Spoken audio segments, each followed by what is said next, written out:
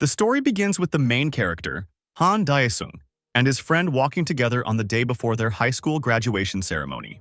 Suddenly, without any meaning or warning, something strange began to happen to the guy. Something began to pull Khan in and transfer him to another place, and no one could help him. Sometime later, the main character comes to his senses and realizes that he is in hell. Daesung is in shock. He doesn't believe what's happening. Everything around him scares him. The guy sees huge monsters fighting around him, killing each other. Khan hides from them, thinking to himself why and for what purpose he ended up here. After 10 days of wandering, the boy realizes that he is hungry and needs to eat. In hell, there is no day or night, not even sunlight, so food is hard to come by, and the only edible thing here is monster meat. The guy understands that this is the only way out and way to eat. Khan bends over the rotting corpse of the monster and tears off a small piece of flesh to force feed. While the main character is eating, a monster appears behind him. Daesung turns around in horror and barely manages to escape the monster's attack. The only thing left for the guy to do is to defend himself from the monster by throwing stones. Finally, the hero manages to drive away the monster and remain untouched. The boy can't hold back his tears from stress, so he says out loud how much he misses his mother. On the 39th day of his stay in hell, Khan got himself some reinforcement to defend himself from the attacks of monsters. The hero notes in horror that in order to survive, he had to give up his humanity. On the 51st day, Khan had more or less settled into hell and had gotten used to the fact that he needed to feed on the remains of killed monsters in order to survive. Suddenly, a sign appears in front of the hero indicating that his level has been raised to the 3rd. Daesung looks at this in surprise, thinking that he has finally gone crazy. However, after thinking for a moment, he accepts the level up notification. After 7 years in hell, Khan is level 24, meaning he has certain abilities to survive. After 24 years in hell, Daesung easily defeats most of the monsters. After 51 years in hell, Khan became capable of killing an incarnation, which was not a difficult task for him. At the age of 79, Daesung has become strong and advanced enough to face the most powerful opponents. Now the guy has his own assistant who claims that it is time for an audience with the Demon King. The guy is glad that he will be able to meet the one who dragged him to hell for 80 years. So in anticipation, he easily defeats the small opponents guarding the castle. However, after the minor demons, the Demon King's gatekeeper appears, threatening Daesung with death. Khan does not fall for the monster's threats and engages in combat with him. However, the gatekeeper is incredibly strong. He easily throws the main character away from himself. The guy doesn't get lost and continues to attack the enemy. And his assistant notes that the gatekeeper is a tough guy and needs to be finished off quickly. The monster is furious that Daesung won't give up so easily, so he prepares to attack. However, something goes wrong, and Khan gets ahead of the gatekeeper, attacking first, literally ripping his opponent's chest apart with his sword. Daesung looks calm, not even tired after the fight with the gatekeeper. The protagonist's assistant tells him that after killing the gatekeeper, the Demon King will definitely be angry, which Han confirms. The assistant asks again if Daesung is sure that after killing the king, he wants to become the absolute ruler of hell, to which the guy brushes it off, saying that he is not interested. The creature asks Daesung why he is fighting the Demon King then, and Han explains that it has been 80 years since he was sent to hell. The guy continues by saying that all this time he has been fighting monsters to survive, and the assistant agrees with him. Daesung explains that everyone has different reasons for why they ended up in hell. That is why he has a question as to why and for what purpose he came here. The Khan smiles and tells his assistant creature that he will ask the Demon King about this, to which the creature replies, "Why not talk to the king politely?" The assistant tries to stop Khan, arguing that it would be better for him to beg for forgiveness on his knees. However, Daesung does not listen to the creature and says that the price for suffering must be paid. The main character takes his weapon and confidently heads towards the Demon King. However, at this moment, something strange begins to happen. The guy opens his eyes in a hospital in the real world. Daesung notices the IVs around him, still not understanding what's going on. Khan looks around and notes that he hasn't dreamed about Earth for 30 years. The exhausted guy wonders why he sees a hospital while realizing that he can't move. At this moment, a woman, Khan's mother, enters the room and drops a tray of food. The woman begins to rejoice and cries, hugging her son, and Daesung thinks to himself that it would be better for him to wake up now as soon as possible. However, the guy immediately wonders why he can feel everything as if it were real, since he is sleeping. At this point, Han comes to his senses in hell, where the assistant says in surprise that he didn't expect the guy to seriously kill the Demon King. Daesung doesn't regret what happened, saying that his body, split in half, looks better. The assistant asks the protagonist what he is going to do, because now he is the rightful ruler of hell. Before Han could answer the creature, a sign appeared in front of him asking if Daesung wanted to return to Earth. The guy still doesn't believe it and doesn't understand what happened, and the assistant is interested in the land, asking if the guy is from there. Daesung remembers praying almost every day to return home, so there is no reason to worry. Khan, without thinking, presses the button to agree to return to Earth, and the portal gradually begins to transport him. A moment later, the main character opens his eyes and sees a doctor examining him.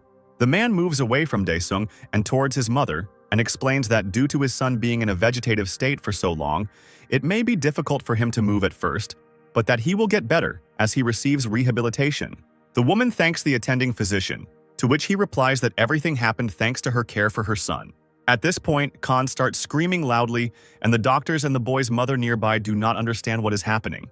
Daesung doesn't understand when he managed to return home, and the patients in the ward nearby watch the guy with fear. The doctor slowly approaches Khan to help, but he is aggressive and demands that he not approach him. Instead of accepting the man's help, she bites his hand until it bleeds. Still not believing that he is home, Khan accuses the doctor of using some kind of magic or poison to immobilize the hero's body. Daesung starts to get hysterical, deliriously repeating the same thing about 80 years in hell. Not believing that everything that is happening now is real, Khan screams that he won't make it in time and asks to return back to reality from this dream. At this time, two orderlies enter the room in response to the boy's screams. Two men grab the protagonist, wanting to put him on the bed, to which Khan shouts and threatens them with death. Daesung is furious that he woke up in such a terrible, weak body, and while he is being laid down in bed, he looks out the window.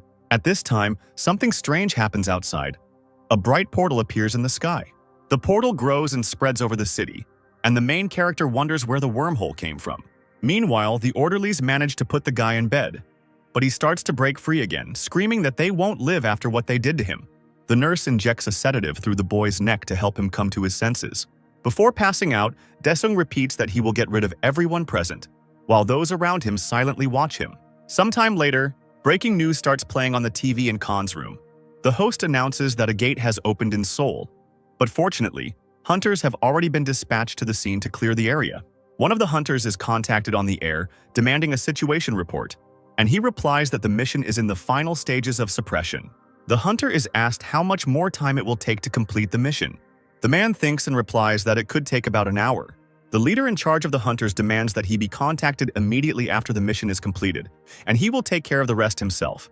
The broadcast comes to an end, and the news anchor announces that the mission is successfully coming to an end and all consequences have almost been eliminated.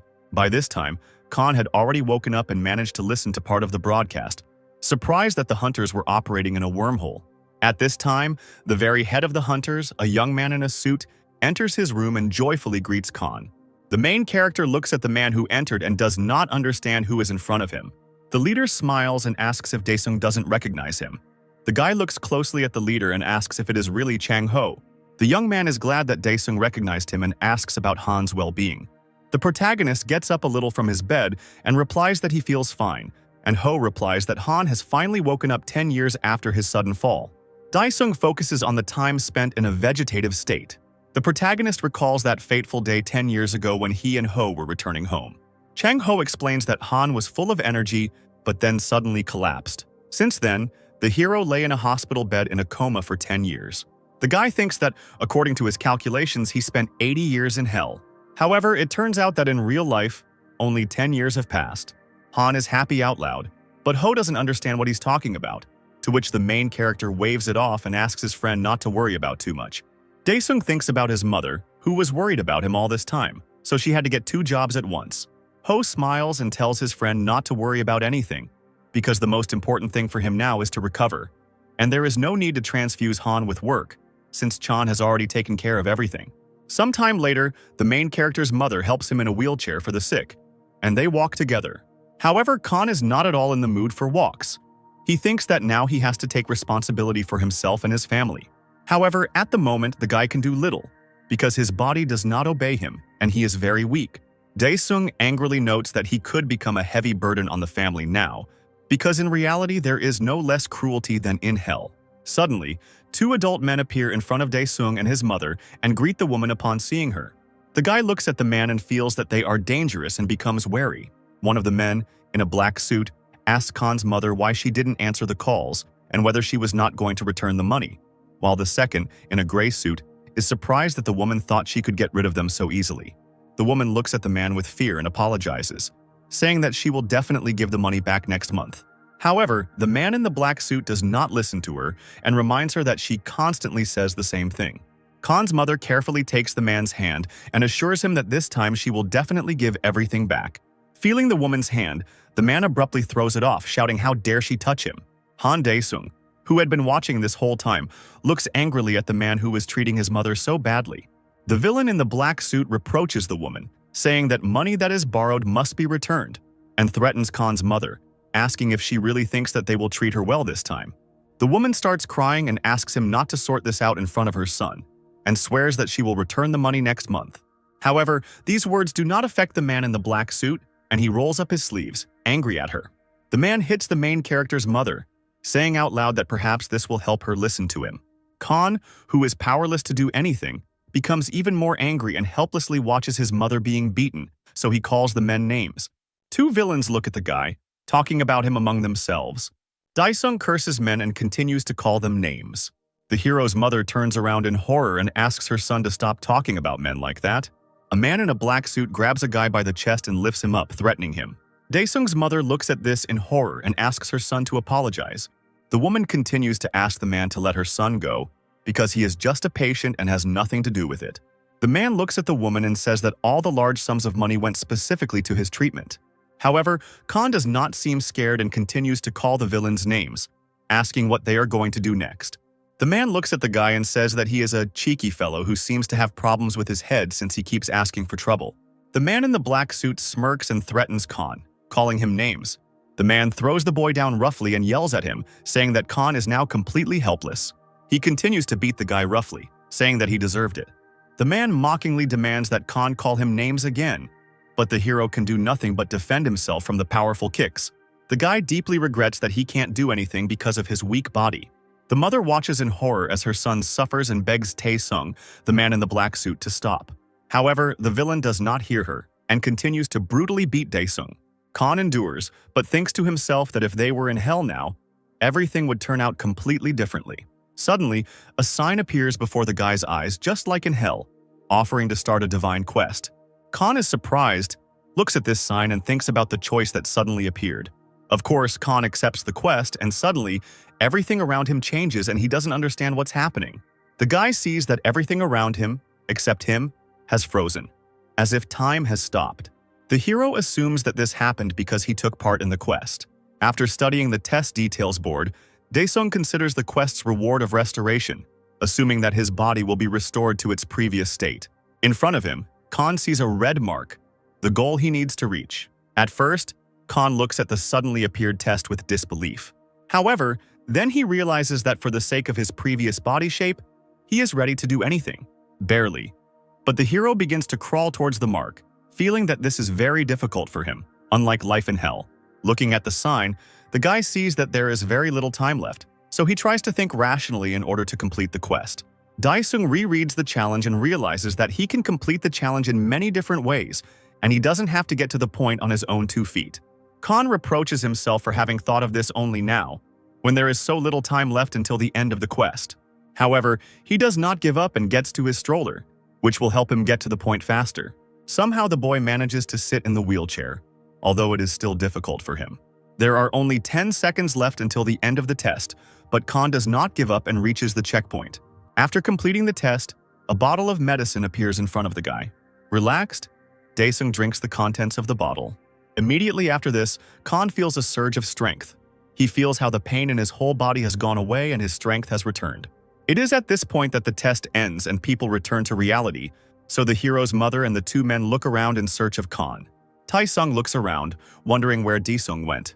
At this time, orderlies from the hospital run up to the villains, and Khan's mother approaches her son. Tae-sung glanced at the protagonist, wondering how he managed to get so far away from them. A man in a gray suit approaches his partner and suggests that they leave for now. In the evening in the hospital, Dae-sung reflects on how the window with a choice appeared in front of him, like the main character. I also lay in my bed after preparing this video for you, my beloved YouTube viewer. I worked hard and collapsed without strength. In a half-asleep state, I dream of only one thing: for you to subscribe, leave a comment, and like. This will help me restore my body. All the best to you. Kisses, hugs, misses, love. The guy thinks that he needs to restore his body as soon as possible before the villains return, so he decides that he needs to create a quest for himself. Suddenly, the protagonist hears some kind of notification that the Pantheon is waiting for him, and he wonders where he is hearing it from. Suddenly, his body seems to be transported somewhere, and he thinks that he is in a dream. A notice board appears in front of Han, informing him that an avatar has been created based on the information for training purposes, and Daesung feels that this is not a dream. First of all, the program generates a task for the hero: destroy the specified object, and a blue monster's face appears in front of Khan. Having gathered himself, the guy hits the object with all his might. After completing this task, Daesung is tasked with running 10 kilometers in 3 hours. The next workout for the main character is 1,000 sets of push-ups, which the guy does with difficulty. After completing these tasks, Han looks at the notification table and sees that he has only completed 55% of the implementation, which surprises him greatly because he has already done so much. Daesung continues to be indignant and asks to be given a normal task. The system listens to the guy's wishes and issues a new training, a fight, where, having studied the information, Daesung sees a target, a crying demon. At this moment, a teleporter appears, from which a monster, the hero's enemy, emerges. The guy recognizes his opponent and says that he almost died in hell because of him.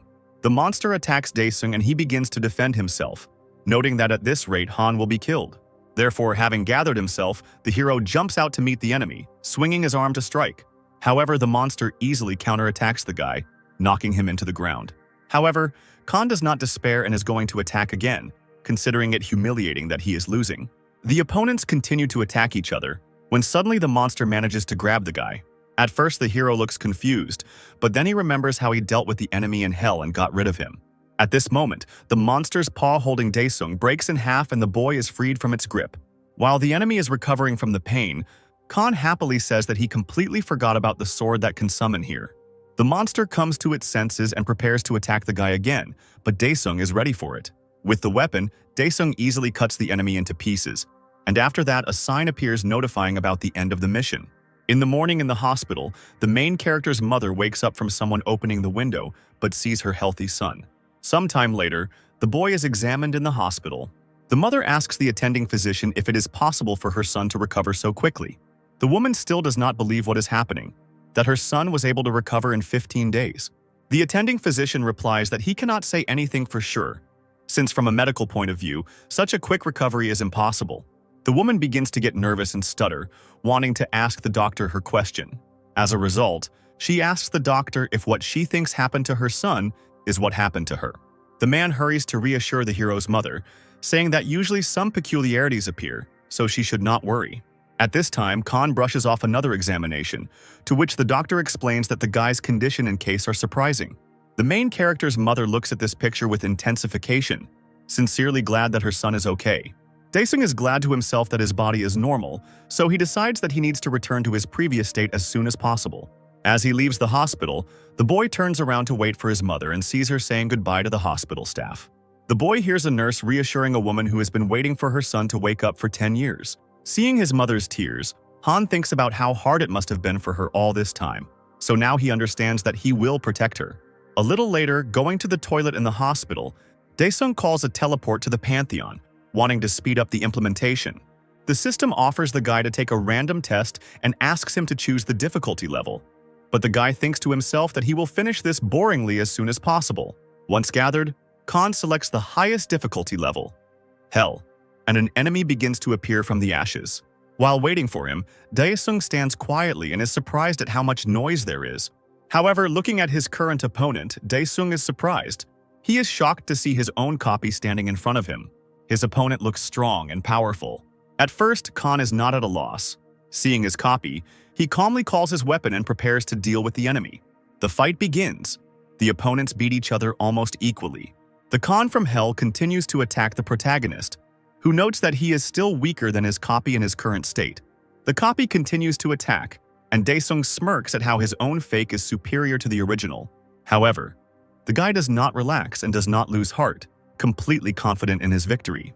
Gathering his strength, Khan uses the Bloodseeker's Wrath technique. However, The copy is not lost and moves closer to attack the hero. Seizing the moment, Daesung manages to grab his opponent and slam him into the ground. However, the copy does not give up so easily, so it deftly breaks free from Khan's grip and successfully wounds the hero in the arm. The protagonist looks at the copy and assumes that it also uses the same technique as him. Daesung from Hell stops attacking the guy, and Han is already exhausted. Deftly attacking the protagonist, the copy places its sword against Daesung's back. Without wasting any time, the guy's opponent wounds him in the shoulder and raises his weapon to cut off the limb completely. At this moment, in reality, a cleaning lady knocks on the toilet, asking if there is anyone inside. Khan doesn't react at all because he doesn't hear her words, and the woman behind the door is indignant that the door is closed. The cleaning lady takes out the keys to open the door to the restroom. Meanwhile, in the Pantheon, the protagonist feels that all his attempts are useless. The guy is bleeding and begins to despair because if he loses, everything that was accumulated before will disappear. Daesung tries to find a way out of this situation, to come up with a way to kill his own copy. Suddenly, the hero gets the idea to look into the inventory. At this time in reality, the cleaning lady has almost opened the door when suddenly someone turns to her, asking if she heard her being called to the third floor, and she agrees, walking away from the restroom. At this time, a small teleport appears next to Daesung in his inventory. The guy extends his hand towards him, asking his opponent to wait because he has not yet completed his task. From his inventory, the main character takes out a bottle of potion, which he receives for each completed task. Khan drinks the contents of the bottle and notes that 5 more of these will help him survive the fight. The enemy no longer waits for the guy and approaches to attack, but the protagonist dodges the copy's sword. Having skillfully struck the enemy from hell, Daesung is glad that he feels exactly what he needs now. The guy again reaches into the teleporter for the necessary potion. After taking out the vials, Khan takes the potion, realizing that there is no point in waiting any longer. Daesung, drinking the contents of the vessel, dodges the copy's attack to the face. The guy drinks several potions in a row, deftly dodging the enemy's attacks. Daesung is now able to parry enemy attacks, restrain them, and counterattack. The guy still takes potions to strengthen himself during the fight. While parrying the copy's blows, Daesung still realizes that he is inferior in strength to his opponent. At this moment, the copy grabs the main character by the neck, not allowing him to escape. The enemy is already raising his sword over the guy, but at that moment, Daesung calls his inventory. The inventory appears right in front of Khan, protecting him from the sword strike, but allowing the hero to pierce the copy's stomach. Daesung doesn't look tense. He doesn't feel any pain from the blow. Gradually, the copy begins to weaken because Khan defeated it. At this moment, the copy seems to be sucked into the protagonist's inventory, and Daesung relaxes. At this point, the system notifies the guy about the end of the mission, and Han feels that something is happening to his body. His body has returned to its original shape, which Daesung is very happy about, but at the same time, a little disappointed that his scars from hell are now visible. However, the guy gets himself together and asks the system to bring him back. At this point, a sign with an unread message appears. Khan reads a message from the system stating that hell welcomes its sovereign and the demons will await his arrival in the Pantheon. Khan smirks that he is required to help, despite 80 years of suffering spent in hell. Daesung gets furious and sends the system, demanding to let him out. Returning back to reality, Han begins to do physical exercises, and his mother, seeing this, is surprised because the doctor said that he is not like the awakened ones. The man explains that there are no specific symptoms of awakening yet, so the mother should not worry too much, but her son's current behavior cannot be explained. The woman despairs, saying out loud how this could have happened to her son. The doctor tells the woman that he did everything to help the guy, and a special association will deal with the rest, for which the woman thanks him. On the way home, Daesung thinks about the doctor's words about the association. The guy tried to pretend that he didn't notice anything, but still, something is wrong. The boy decides to himself that his mother is hiding something from him. Looking out the car window, the hero sees how the city has changed. Many destroyed buildings have appeared, and Daesung wonders what happened during the 10 years of his absence. Finally arriving home, Khan's mother tells him to rest for a while before she arrives. Entering the house, the hero sees a pink-haired girl and does not understand who she is. The beauty stands up and looks at the guy in surprise. At this moment, the mother comes into the room and, smiling, asks her son what he wants to eat, because he must be hungry. At this moment, the mother notices the girl and asks in surprise where she, Jisoo, has been all this time. The pink-haired girl timidly squeezes the money in her hands, and her mother accepts what's what. Daesung, meanwhile, looks at what is happening in shock and nervously notes how he did not recognize his own sister Jisoo. The girl, meanwhile, passes by her brother and tells him that he looks almost healthy, while for them, every day was like hell. The pink-haired girl goes outside and her mother rushes to the door to ask where her daughter is going. At this moment, someone knocks on the door demanding that the door be opened. Khan and his mother learn that these are the voices of two villains from the hospital. Behind the fence, a man in a gray suit threatens to smash the door if they don't open it for him. For some time, no one opens the doors, and the bandits begin to go crazy. Jisoo is still standing in front of the door, and she nervously asks her to come closer to the house. The man in the gray suit continues to break in, and Taesung asks if they're in the wrong house. At that moment, Jisoo comes out, unhappy with how noisy the men are, and walks past them. The bandits don't know who she is, but they assume that she is the daughter of the main character's mother. Without wasting any time, both of them go behind the fence to Khan's house, unhappy that the door was not opened for them. Daesung's mother begins to make excuses, saying that she couldn't call because her son was discharged from the hospital. The woman takes out several bills and gives them to the scoundrels, saying that this is all she has for now. However, the men are not happy with this and they knock the purse out of the woman's hands, and Khan starts to get angry. A man in a gray suit threatens Khan's mother, hits her, and shouts that she really thought they would come to her with such a paltry sum of money. The woman falls on the asphalt and does not answer.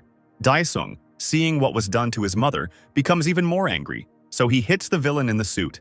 At this moment, Taesung comes in and sees his beaten partner. Khan looks at the bandits confidently, saying that he had been planning to find them for an hour, but they came themselves. Taesung remembers where he saw the guy and angrily asks if he was the one in the wheelchair at the hospital. Daesung ignores the question and begins to walk closer to the men, grabbing Song's face.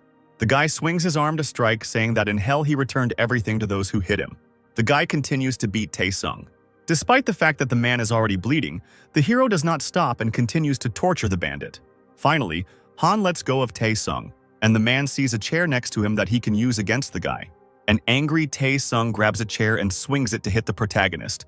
However, the guy expects this from the bandit and punches the man in the face right through the chair.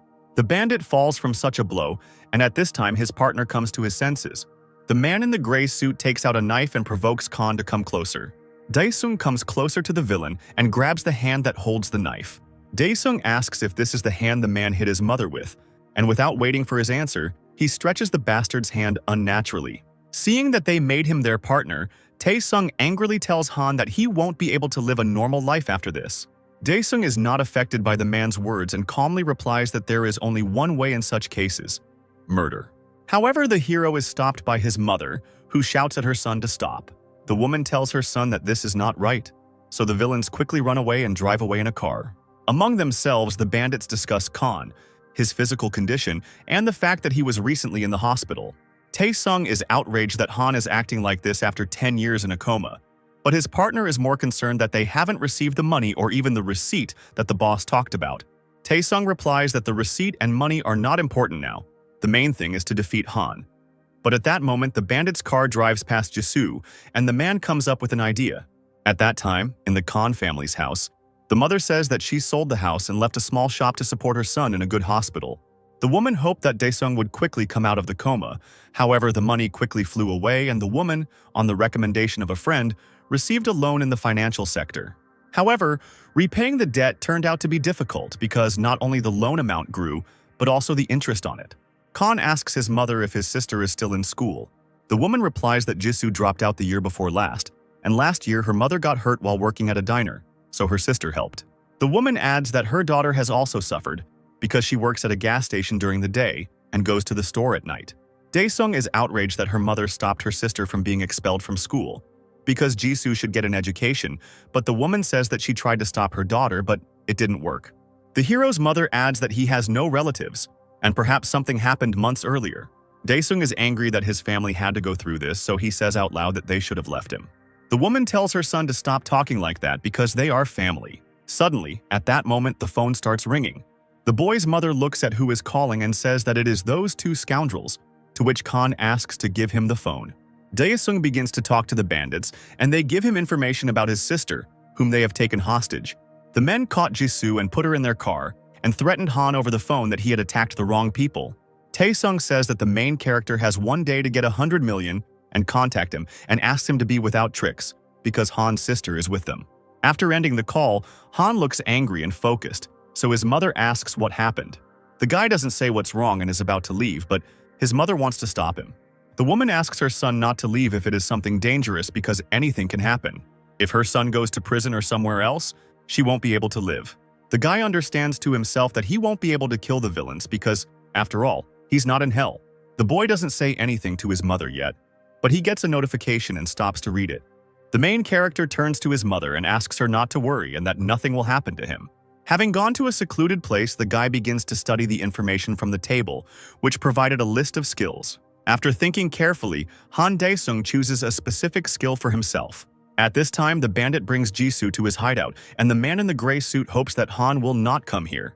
At first, Tae-sung looks calm and confident that Dae-sung won't come so quickly.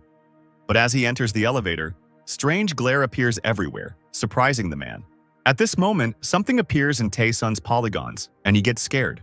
Khan appears in front of the bandit, smiling at the bandit's reaction and saying that he was asked to come with money. Previously, the hero chose the Shadow Caster skill for himself. While trying this skill, Khan was surprised by its abilities. The guy opened a small portal to the shadows and threw a piece of cloth with Tae-sung's blood into it, and asked the shadows to track the bastard and transfer him to him. Thanks to this technique, the guy was transported straight to the elevator where the bandits and his sister were. The man in the gray suit begins to attack Khan. However, he dodges and counterattacks the opponent in the face. Tae-sung is amazed by the boy's abilities. He is nervous and scared by guesses about who Han is. Jisoo, who had been in the elevator the entire time, was as amazed by her brother's abilities as Tae-sung. Dae-sung turns to the bandit, asking what awakened means. At this time, the elevator arrives at the desired floor, and Tae-sung hurries to run out of it to inform his comrades about the unwanted guest. However, the guy catches up with him and knocks him out on the spot. Seeing what happened to the man, the partners, who had been sitting quietly until then, jump up from their seats and prepare to attack Khan. Dae-sung easily passes by opponents with the help of technology, deftly attacking and winning fights. Sometime later, the guy overcomes all his ill-wishers. Han approaches Jisoo, who was watching everything that was happening. The boy leans over to his sister and asks if she's okay. The brother pushes the tape away from the girl's mouth and unties her hands, telling her to go home. The girl asks fearfully what her brother is going to do. Dae-sung turns to his sister and says that he will be late because he needs to see something. This is the last thing Jisoo hears as she enters the elevator. The guy goes to explore the building where his mother's ill-wishers are located. As he climbs the stairs, the hero sees smoking men looking at him questioningly. Dae-sung mockingly says, "What kind of fleas are in this building?" Of course, the men react to the insult from the young man and are going to fight with him. Khan is prepared for this and tells the bandits that they irritate him. The guy easily deals with the men who stand in his way. At this time, the stranger's phone rings. A menacing, pumped-up man picks up the phone and sternly says that he asked not to be disturbed while he steams himself, but he is told that there is a problem and he should show up at the office. The man is angry because he is not a dog on errands, but he is told that the matter is urgent and the office is in danger. At this point, the conversation is interrupted, and the man stands up irritably, realizing that he will have to go to the very building where Khan is. At this time, Dae-sung continued to deal with the bandits, defeating each one. Now there is a frightened man sitting in front of the guy, begging him not to touch him. However, Dae-sung is not going to stop. He is extremely serious. At this moment, a man from the bathhouse breaks down the wall and bursts into the building. He doesn't stand on ceremony and hits the guy right in the face. Having slammed Khan into the floor, the man notes that he has gone completely mad. At this point, Dae-sung thinks that neither his mother nor his sister were surprised when he used his powers. The guy wastes no time and starts using the new shadow technique, thinking to himself that it's amazing that people like him can live peacefully with ordinary people. The man walks away from Khan, who was using the technique. He also notices that the hero has torn a piece of fabric from his shirt, so the villain notes to himself that the guy is quite clever. Standing up, Han asks the man if he is awakened. The man grins and says that there is no need to feel sorry for him and that he is going to send Khan to hell. Instantly, he uses some technique and becomes much larger, demonstrating the power of his body. However, Dae-sung does not lose his nerve and punches his opponent in the face, making him bleed. At the same time, Khan easily throws his opponent straight into the wall, and the man, in horror, does not understand why he is weaker. He doesn't have time to do anything before the main character attacks him in the face again with his foot. Khan gets angry, asking out loud how much this bastard knows about hell, and in general, the guy's family has suffered during all this time of his absence. The man notes with horror to himself that the guy is of a completely different class, so he needs to be careful and definitely survive. Having thought it over well, the enemy asks Daesung for mercy.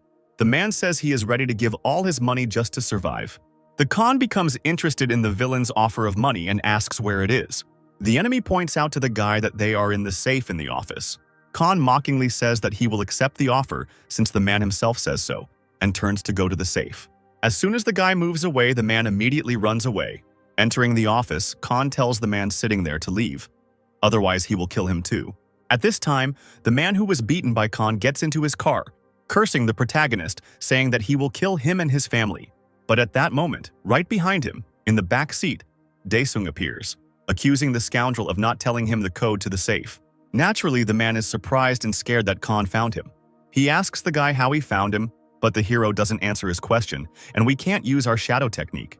The guy adds that what is important now is that he will know where the scoundrel is and will be able to find him at any moment. Sometime later, the main character teleports the money from the safe to himself. In total, the guy received 500,003,201, and now he is wondering how long he can live on that amount. Han wonders if he could buy a couple of apartments in Seoul with that kind of money. Sometime later, the protagonist comes to a tech store and is advised on a new phone model for almost 3 million won. Daesung is in no hurry to pay for the purchase and asks the consultant about another model. The seller explains that another model is more popular among girls, and it costs almost 2 million. Hearing this, the hero thinks about buying a phone. The seller sees the young man's torment and thinks that he is being too persistent, so he openly offers an installment plan. However, in this case, Khan confidently says that he takes both models and the seller is surprised. The consultant thinks to himself that he has hit the jackpot with such a large sum of money. Arriving home, Khan leaves a package with new equipment on the table in his room. At this moment, she calls him, saying that it's time to go eat, but the young man replies that he needs to go out. The woman looks into the room, asking her son again. However, he sees an empty room and wonders how he managed to get out so quickly. Meanwhile, the guy goes to meet his friend Chan Ho. Seeing him, the main character approaches the table where his friend is resting. To himself, Pro notes that Khan has changed a lot. Friends sit down at the table and gather to drink to the meeting. Chan asks his friend if he has decided what he will do next. Daesung drinks the drink and replies that he doesn't know yet. Ho seriously tells his friend that they are no longer stupid schoolchildren, but Han is not up to it. He is completely absorbed in drinking. Suddenly, the protagonist asks how many floors in the building he can buy for 500 million, and Ho wonders where the guy got that kind of money. Thinking about his friend's question, Chan Ho says that for that amount of money he could look for an apartment outside of Seoul. Hearing this, Han asks how much apartments cost in Seoul. Taking a sip of alcohol, Ho replies that the cost of an apartment in the capital is approximately 2 billion. Khan falls silent and his friend grins, advising him to pull himself together because in the 10 years that the guy was out cold, a lot has changed. After drinking some more, Ho says that according to the main character's mother, the guy has awakened. Khan replies that he can only answer after he learns what awakening is. The friend smiles and says that Daesung might not have known about this even if he woke up. After finishing dinner, the friends continue their conversation, and Ho begins to talk about how, after his friend's fall, various portals began to appear. Chan explains that the authorities initially ordered an investigation into the phenomenon. However, at some point, these portals began to crack and monsters began to appear from there. Of course, they attacked people and no modern weapons could stop them. Because of this, the number of victims increased more and more. Khan asks again if the monsters are really unaffected by anything at all. Ha confirms this, saying that it can be considered that no conventional weapon works. However, later, as research progressed, it became clear that only aura weapons obtained from the biomaterials of the monsters themselves worked on them. Only the awakened can use such weapons. Finishing his story, Chan Ho points to his friend and says that Han can face monsters because he is awakened. Daesung takes out his phone, thinking out loud about his friend's words, and Ho asks about the model of the device, to which the protagonist begins to brag about purchasing the latest version. But Ho says with a grin that the model is not new at all and can be bought for next to nothing. Daesung gets mad at his stupidity, and his friend jokingly calls the hero a klutz. Returning to the conversation about the awakened, Ho says that one of their features is the strengthening of the body through control of the aura. Turning to his friend, Chan Ho points out that the guy quickly restored his body and also beat up several people. Daesung thinks about it and asks his friend if awakened people get paid. Ho is surprised by his friend's lack of seriousness and asks. However, Khan claims that he is seriously interested in how much money can be made from this. His friend doesn't have time to answer him, when suddenly a portal begins to form not far from his friends. The surrounding people begin to watch the red portal in anticipation. At this moment, orcs begin to appear from the portal. The people around are shocked and start to panic. Ho doesn't understand why the portal opened now. Khan wonders what kind of freaks these are, because in AOU there were completely different monsters. The main character picks up a stone and says out loud that it's probably worth competing with the monsters that have come, which surprises his friend. Daesung throws a rock at one of the orcs and looks closely at the monster. Khan senses that something is wrong with the orcs. They behave and look unusual. After carefully examining the monster's reaction to the attack, Daesung sees that the orc has some kind of shield. Ho yells at his friend, saying that he already mentioned that human weapons don't work on monsters. At that moment, one of the orcs starts to attack his friends and Ho takes cover, feeling that the end has come. However, Khan saves his friend by crushing the monster's head, saying that he can handle them with his bare hands. A shocked Chan Ho looks at Daesung and is surprised at how easily he can deal with the orc. Meanwhile, the monsters begin to attack one by one, and Daesung fights each of them in turn. Seeing his friend deal with monsters quite easily, Ho estimates Daesung's level to be above B rank. However, he immediately comes to his senses and realizes that he needs to start evacuating civilians. Some monsters are distracted by unarmed people who can do nothing to them. Seeing the confusion of the civilians, Chang Ho shouts and demands that everyone calm down and that he knows a safe way out of here. The guy moves closer to the people and asks them to follow him. Suddenly, several orcs appear right in front of the unarmed men. People start to panic and the monsters start attacking some civilians. A little girl who lost her mother in a crowd finds herself in danger. The monster was about to swing at the child, but the girl was saved by Ho, who grabbed her in time. At this moment, Khan comes to the rescue, attacking the orc who attacked his friend, which makes Ho very happy. Daesung is glad that his friend is okay and asks him to leave since he is only getting in the way. Chan Ho and the girl look at the savior and are about to leave for a safe place. Ho commands and tells the people to follow the riverbed as quickly as possible. However, at the moment of the monster's attack on civilians, someone in a nearby cafe is recording a live broadcast of what is happening. The events are commented on by the eternal waiter, who is not at all worried about his safety. Orcs surround and attack the main character. At one point, Khan misses a blow from the monster and is thrown into a nearby car. So viewers of the broadcast believe that the guy is dead. At this time, Chan Ho, who was saving people, brings the girl to her mother. One of the civilians asks the guy if he wants to go back to the surface. At this time, above, the orcs gradually surround the main character, who is still unconscious. The waiter recording the broadcast looks at the lying Daesung and says that the guy is in great danger. The monsters are approaching Khan and the cameraman cannot watch as the hero is killed. However, at the last moment something happens and the orcs stop. Daesung appears behind one of the monsters and kills him. The waiter is amazed that Khan survived and continues to film what is happening. The protagonist lands on his feet and turns to the monsters, saying that thanks to them, he was able to recharge a little. The guy adds that he will now kill the orcs one by one without any pain. Footage of Khan's massacre of the orcs is broadcast. The cameraman receives comments asking him to come closer to capture the most interesting part, which he thinks the fans have gone crazy about. However, to motivate the waiter, they start throwing money at him with conditions that he come closer. The operator thinks that no matter what the amount, it's still scary to get that close. Looking at Han, who easily dodges all the attacks, the waiter thinks that coming closer is no joke. Meanwhile, the operator is promised even more money if he continues to fulfill the conditions. At first, the guy hesitates whether he should go somewhere, but someone sends a sum of 20 million won, which shocks the guy. However, it turns out that the money is being donated by a certain organization that fulfills the boss's conditions. The employees discuss among themselves that now the waiter will move to fulfill their conditions, and the people of the organization also go to the point. One of the men tells his colleague that they finally feel like they are spies, and Khan is the one they need. Meanwhile, the main character has finished with the orcs that attacked him. The approaching monsters cautiously examine the battlefield, and the guy mockingly notes that the orcs have become afraid. Suddenly, one of the monsters is killed by the same orc, only larger. The waiter watches all this and understands that he was paid too much to refuse it so easily. The operator goes outside and hides behind the car, reassuring himself that such a chance comes once in a lifetime. Daesung looks at the newly appeared orcs with irritation, because if this continues, his strength will quickly run out. Suddenly, Chan Ho appears next to the operator, asking what the waiter is doing here. The guy yells at the cameraman, who drops the camera and microphone out of fear. Ho leads the waiter from the street into the building. The operator panics because he has lost his camera and microphone and cannot continue broadcasting, which means he will not receive money. Suddenly, an orc appears right in front of Hody the waiter. The cameraman immediately loses his composure and Chan Ho becomes nervous as he doesn't know what to do next. At that moment, something blows off the monster's head. Turning around, Ho sees his friend Han, who saved his life again. Entering the cafe, Daesung asks his friend why he came back and asks if Ho can stay alive for the next 20 minutes, since the guy needs to go somewhere, and Ho agrees. The guy tells Han that clans will arrive here soon and promises to tell him about them when Daesung returns. The main character summons a teleport to the Pantheon and is transported there, although the observer is surprised that his friend can open portals.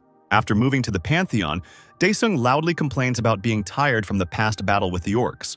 After checking how much magical power he has left, the guy becomes disappointed and asks the terminal what is the fastest way to restore it. The system suggests using a diary and the guy remembers that he filled it out when he was in hell. The main character sees his diary systematized. The guy watches the systematization process silently. After the operation is completed, the system starts printing and completes it shortly. Khan is not feeling well and wants to skip straight to the moment when he received his magical powers. After thinking for a bit, the guy names the 16th page number where he wants to move. Meanwhile, in the real world, the waiter and Ho walk up the stairs to the cafe, and the cameraman looks at Chang Ho, thinking about his connection with Han. The operator asks where Daesung went. However, Ho understands what is going on and directly asks if the cameraman was offered money to film Han's face. The waiter doesn't answer, and Ho tells him to keep quiet and follow them to the roof, as there might still be surviving creatures left. The guy receives a message from the Soul Clan, notifying him that those responsible for the evacuation are late. So Ho needs to be more careful, to which the guy thinks to himself that it would be good if Jason returned.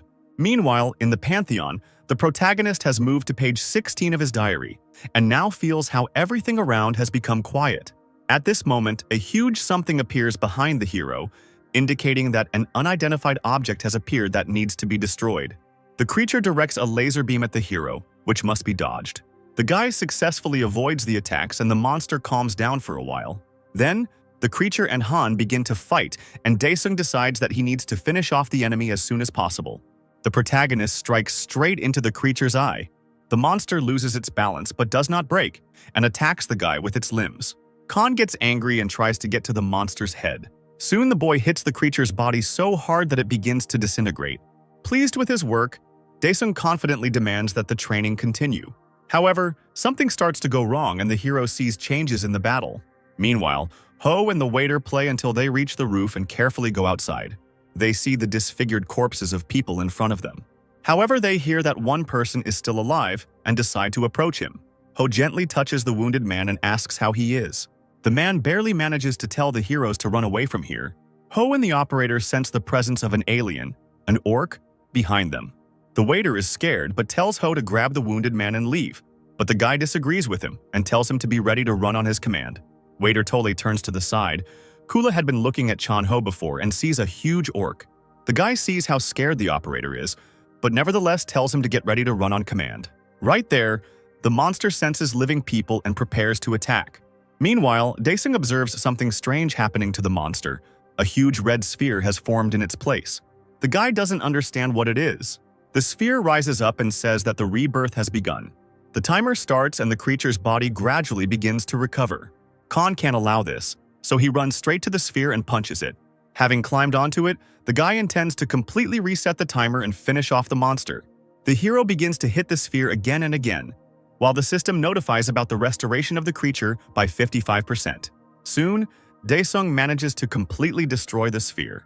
At this point, the rebirth percentage increases, but then an error message appears everywhere. The protagonist continues to hit the destroyed sphere, shouting to stop. At this point, Khan turns his attention to the background and sees a bunch of monsters there, just like the previous one. They all notice the guy and are aiming to destroy him, so Daesung skillfully dodges their attacks. The hero is not happy that he now has more opponents. Therefore, the guy intends to get rid of them as soon as possible. Running to a safer distance to rest, the hero begins to think about how to get rid of the monsters. Khan decides that he needs to delve into his memory and remember how he solved the problem before. However, the hero is already quite tired, and his head is a complete mess. After thinking a little more, a memory comes to mind that should help. Meanwhile, in reality, Ho and the cameraman rush towards the door in the building together as an orc approaches them. Tired and scared, they reach a secluded place inside the building. However, the monster is not ready to let the victims go so easily, so he tries to get them out of the building, to which Chan-ho suggests that the waiter go downstairs. Meanwhile, in the Pantheon, Khan runs away from the monsters to a safer distance. The hero knows the place he needs to get to, so he doesn't worry too much. Finally, the guy gets to the right point and stops. The monsters following the main character stop in a semicircle. Each of them launches an analysis to determine the radius of the location of the object to attack. However, Khan is no longer worried about himself because he knows what will happen next. With a grin, the guy reminds them that they are in the forest with a predator. At this moment, a huge whale appears from underground and swallows all the monsters. Han, watching this, smiles, because he knows that it is impossible to be reborn in the stomach of a creature.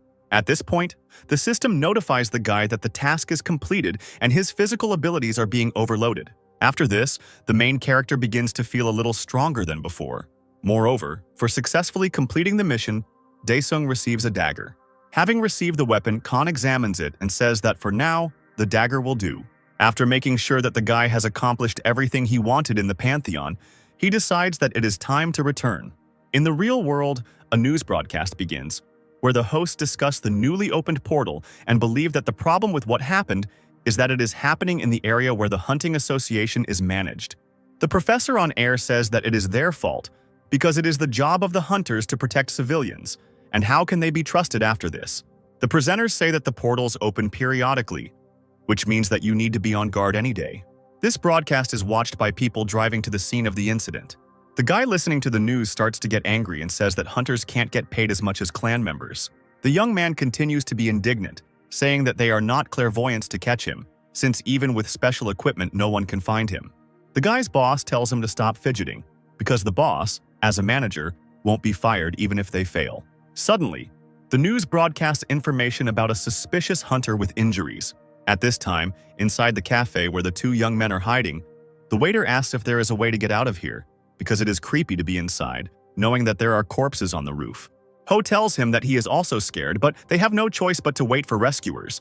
Suddenly, the waiter looks out the window and says that it looks like the hunters have arrived. Chan-ho looks in the same direction and is surprised that the rescuers arrived so quickly. Suddenly, something happens right in the building, and both young men hide behind the counter, thinking that perhaps these are not rescuers at all, but monsters.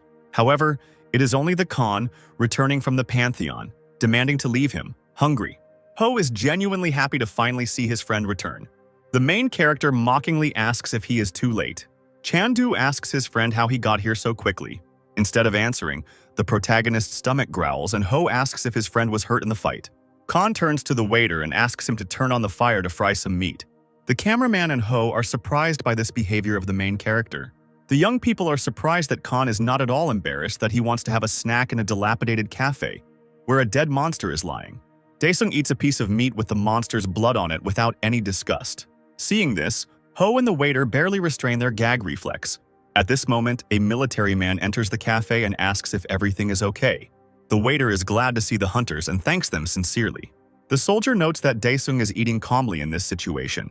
Ho, meanwhile, turns to the arriving soldier, greeting him and expressing his joy that they arrived on time. Covering for Han, Chan-ho tells the soldier that his friend is simply very nervous, which is why he is acting like that. Still acting fake, the friend leans over to Daesung and says that maybe he should go to the hospital. The soldier turns to Ho and says that he cannot leave so easily. Chan-ho smiles and takes out the Seoul Clan ID card, adding that if there are any questions, they should call the phone number provided. The soldier sees a familiar pass and calmly lets the young man go. Meanwhile, other hunters are inspecting the scene, and the leader in charge of the operation tells his subordinate to check for survivors. The boy goes to other hunters and asks to take him with them, since he is also from the clan. The boss remains in place and thinks about this strange guy who is tougher and stronger than the monsters. Ho and Han are riding in a car, and his friend tells the protagonist that it would be better for him to spend the night at his place. However, Daesung disagrees with his friend and says that he needs to go home because they are worried about him. Chan-ho says that it would be better if the family only had some worries because now Daesung is being searched for all over the city. Ho says that he will call the protagonist's mother himself while Han is taking a shower and order dinner. Arriving at Chang Ho's house, Han is caught by the wealth inside. A friend tells the protagonist to go take a shower while he sorts everything out. Sometime later, the main character sees a huge amount of food and is surprised by such luxury. The friend explains that they were interrupted at the cafe while Daesung was eating, so now he can eat normally. Daesung reminds his friend that he mentioned that hunters can make a lot of money. Ho confirms this, saying that now is the time when such people are valued. The young man asks the protagonist if he is going to become a hunter. Daesung continues to eat and confirms his friend's words. Ho supports his friend, saying that if he goes to the association and shows his abilities, then his level will definitely be level B. Ho adds that if Han tries hard, he might even reach level A. The main character asks his friend what levels he is talking about.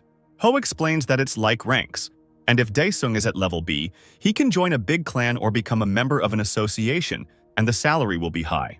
Khan wonders if there is anything higher than such ranks, and his friend confirms this, saying that of course there is. Chang Ho says that there is a level S, which only includes 5 people out of 2 million awakened ones. As a joke, the guy asks his friend if he's thinking about becoming the 6th. Ho continues to tell Han that he doesn't need such ambitions, and that it's enough to get to level A because even getting there isn't that easy. A friend asks Daesung if he has finally decided to become a hunter. Friends drink to celebrate the day, and the main character continues to think about the words of his friend and the hunters. At this time, a meeting takes place in an expensive restaurant. A young man with long hair is talking about a crazy debtor. He talks to a male bandit that Han once met and tells him that it was the protagonist who destroyed their organization. Looking at the file lying on the table, the frightened man confirms this and recognizes the young man in the photo. The young man gets up from the table and says that the man is in a difficult situation. After all, since he remained alive, he could have escaped. Otherwise, the young man does not understand why the unfortunate man came to him. The frightened bandit says he had nowhere else to turn. The young man, the leader of the Red Horse clan, Lee Sogu, says that he understands because the man had nowhere else to go, and he would hardly have gone to the police. Mogu asks if the bandit is really so nervous because of another dead man lying right on the floor in the restaurant. Nervously, the man begs Lee Mogu to spare his life. The clan leader says there is no need to worry because they will only take the money. The young man leans closer to the frightened man and says that the organization probably has some money hidden away. However, the man replies that he had the lowest position and that he knows nothing, and asks to believe him. Unexpectedly, Sogu pulls away and says that he will believe the man's words. He thanks the young man, to which he replies that they will end here. At this moment, the clan leader uses a technique and rips the man's head apart. Sogu looks emotionless. He doesn't care at all about the life of the murdered man. A young man walks away from a fresh corpse. Sogu picks up the dossier on Han and shows it to the figure standing behind him, demanding that he deal with it. A mercenary girl takes on a task from her boss. The next day, Daesung goes to the Korean Hunters Association. Ho, who brought him here, said that first Han needs to say that he wants to get a certificate of his awakening, and then they will help him. Finally, Chan Ho yells at his friend to use polite speech. The guy shouts to Daesung that he is going to work and asks him to text him when the results come in. Looking at Han leaving, Ho wonders to himself why he himself is so worried. Entering the association building, Daesung looked at other people who apparently also came for a certificate. Khan understands that he will get the money, but at the same time everything here seems confusing to him. After receiving a ticket with his number 9, Daesung sees that there are a lot of people and realizes that the position is in high demand. At this moment, the hero's mother writes to him, saying that she took the day off and is waiting for her son at home, to which he decides that she doesn't need to know where he is. The guy types that everything is still with Chang Ho. Mom replies that his sister is also waiting for Khan, as she wanted to have lunch together, which makes the hero very happy. After a while, a girl with glasses and a bob comes out, announcing that number 9 is next in line. In the background at this time, an unknown old man is arguing with the staff and does not understand why he is not awakened, because he felt what happened. The man from the association replies that he is sorry, but the machine does not recognize the force. At this, the man shouts and reproaches him that this is a malfunction of the machine. People in line start to get indignant that nothing is being done to the man because they are also waiting. The man does not understand how he can be awake if he has become so bald overnight. Khan, watching what is happening, begins to get furious because they are waiting for him at home and he is in a hurry. The old man continues to shout and says that he will inform the association boss himself. At this moment, someone touches his bald head, and the old man is outraged by this. Turning around, he sees an angry Khan, who says that there is a line here and is waiting. Star tries to explain that the association has faulty equipment because he is definitely awakened. Daesung is surprised by the words about the broken device. At this moment, a young man from the association approaches the conflicting parties and says that he can check everything because he is awakened. The man approaches the car and begins to interact with it. The device performs an analysis, and the lamp lights up green, to which the awakened one says that the machine is absolutely in good working order. The man is at a loss for words in response to this statement. The girl with glasses tells the old man to get out because there is a line. Leaving the settlement, the mischievous man shouts that the device may be making mistakes. The girl apologizes to Khan for the incident and invites him to take the test. Khan thanks her and goes into a special room. Among themselves, the members of the association roll over the fact that the main character must have a high level. But the young man from the association jokingly clicks the girl with glasses, telling her that she should work and not make eyes at her. She thinks to herself that the guy managed to instill a feeling of fear, and if he is awakened, then he will definitely be above level B. At this time, a telephone call rang in the office of the head of the association's branch, asking him to go down to the 6th floor to the 3rd ward.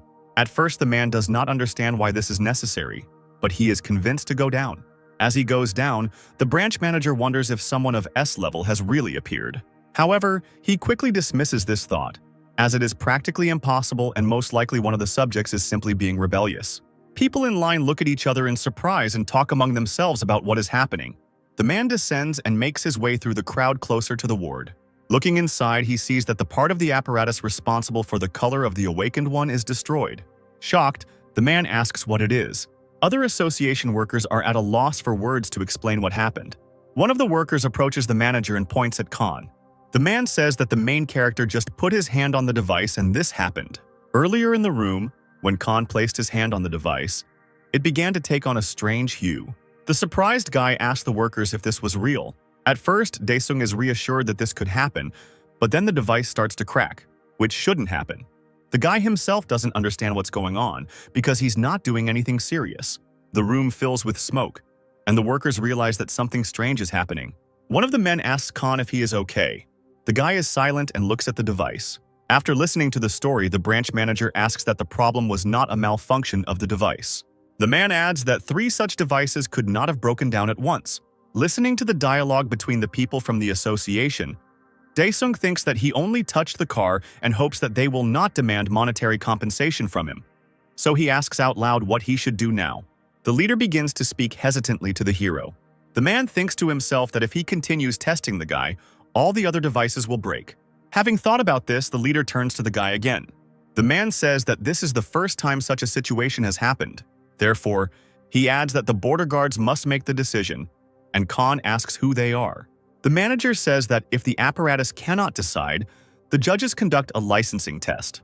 The man adds that the results of such a procedure reveal the level.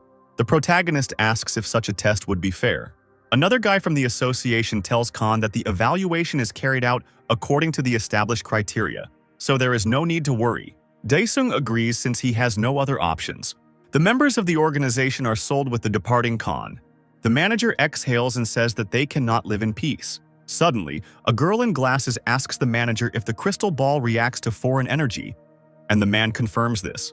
Then, the girl thinks about Daesung's abilities because his energy has gone over the scale. However, one of her colleagues giggles at the girl's statement. The manager understands what the girl is getting at and says that she is funny, and is glad that Daesung is above level S. A colleague interrupts the girl, advising her to think before speaking. At this moment, something happens to the sphere in the apparatus. Once outside, Han calls his friend Ho and says that he was advised to contact the border guards. The friend asks the hero why he was told that, and the guy replies that the device is broken, which Ho does not believe at first. Daesung denies being noisy.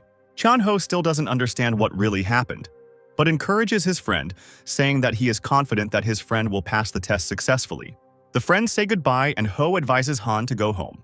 However, the main character feels that someone is watching him and turns around. A girl hired by Lee Sogu watches him through a telescopic sight. She notes to herself that the guy doesn't look strong, but by and large she doesn't care, because one shot will decide everything. Suddenly, she notices the guy looking straight at her. The mercenary recoils in shock that she has been discovered. She watches the target again, believing that it is impossible for her to be noticed. Watching the guy through the scope, she sees Daesung pointing with his finger where to aim. The girl puts her weapon away for a moment, still not understanding how she could have been spotted. and she also guesses that Khan can hear her from such a distance. Suddenly, the guy's voice sounds in her head telling her to shoot, and she takes aim again and pulls the trigger. Daesung sees all this and realizes that he has just been shot. The bullet hits and causes a small explosion near the main character. The mercenary relaxes because she feels that she has hit the target.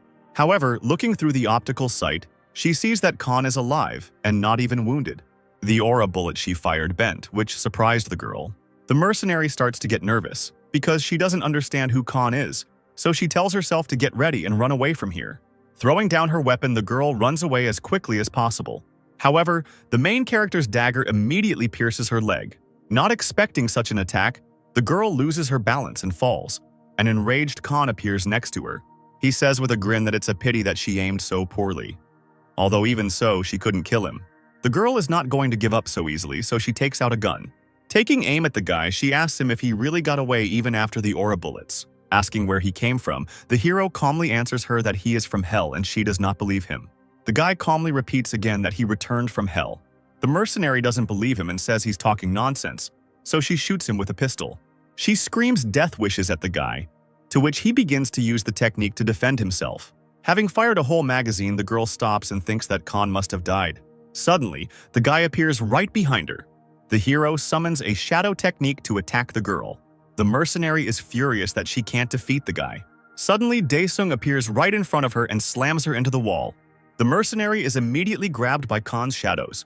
The girl tried to break free, but to no avail, causing her to lose consciousness. Daesung is surprised because he didn't have time to do anything like that and she had already passed out. Bending down, the guy notes that in this place it's too lazy even to kill. Not far from him, Khan sees an open guitar case containing small photographs of his mother, sister, and himself. Seeing this, the guy decides to find out more about the photo, so he throws a bullet at the girl to make her wake up. The mercenary comes to, and the technology still holds her against the wall. Daesung approaches her and demands that she answer his questions or he will kill her. Not wanting to waste time, the guy asks the girl who sent her. The mercenary realizes that she cannot give away the Red Horse clan. After thinking it over, she says a random name, and Han asks who she is talking about. The girl replies that she is talking about the thug whom Khan recently robbed. The guy understands who she's talking about, and the mercenary thinks about how she can escape from the hero. The girl decides to play a trick and says that she will tell where the villain is if Khan lets her go. Instead of answering, the main character deftly wounds the girl with a bullet in the shoulder. The girl doesn't understand why she's like that, and the guy replies that she's acting too unnaturally for a mercenary, so if she does it again, he'll kill her. The girl silently scolds herself for rushing. Khan does not lose his attempt to find out the truth, so he wants to ask the girl again. The mercenary understands to herself that she has already failed the mission, so it makes no difference whether she leaves here alive or not. After all, she will be killed either way, either Daesung or Lee Sogu. Therefore, the mercenary decides not to tell Khan anything about the mission and to engage in battle with him again. The guy looks at the girl's attempts to resist him with indifference. Daesung kills the girl without hesitation with a precise blow to the heart. Daesung looks menacingly at the dead mercenary and becomes angry. Khan adds out loud that the time he spent in hell was enough for him. The hero puts away his equipment and the corpse rolls down the wall to the floor. Daesung is a little disappointed that he still hasn't been able to find out who sent the girl. Khan stands in front of the corpse, disappointed that he will also have to remove the corpse. Daesung touches his head and uses a technique related to memory and searches for something. Having found what he needs, he makes a new decision. Without delay, the guy summons a teleport to the Pantheon. The hero says out loud that there are a lot of opened portals here. Looking at the dead girl, Han realizes that it would be better if he learned something new. Covering the girl with cloth, the guy disappears into the portal. Returning to the Pantheon, Khan wishes to move to page 134 of the diary to information about the imprisonment of souls. This technique is one of the main royal weapons, along with the King of Hell, and is one of the 15 forces of Hell. Once upon a time, Khan defeated the soul demon when he was in Hell. Initially, Daesung thought that by sealing his soul, he would be able to fight comfortably, but the one he bound himself to turned out to be very weak. A notification about the move appears in front of the guy, and he notes that the situation on the ground is different, so he needs to act carefully. After confirmation, the protagonist is transported to another location, the River of Ghosts. Daesung remembers that on the other side of this river are the king's territories, and there used to be a boat here that the guy once used. But now, there is nothing nearby that can help, and it's not so easy to swim across the river. Even if you go into the water for a short time, the body will be destroyed by the dead. A sign appears in front of the hero with information about the task, where he needs to defeat the appearing monsters.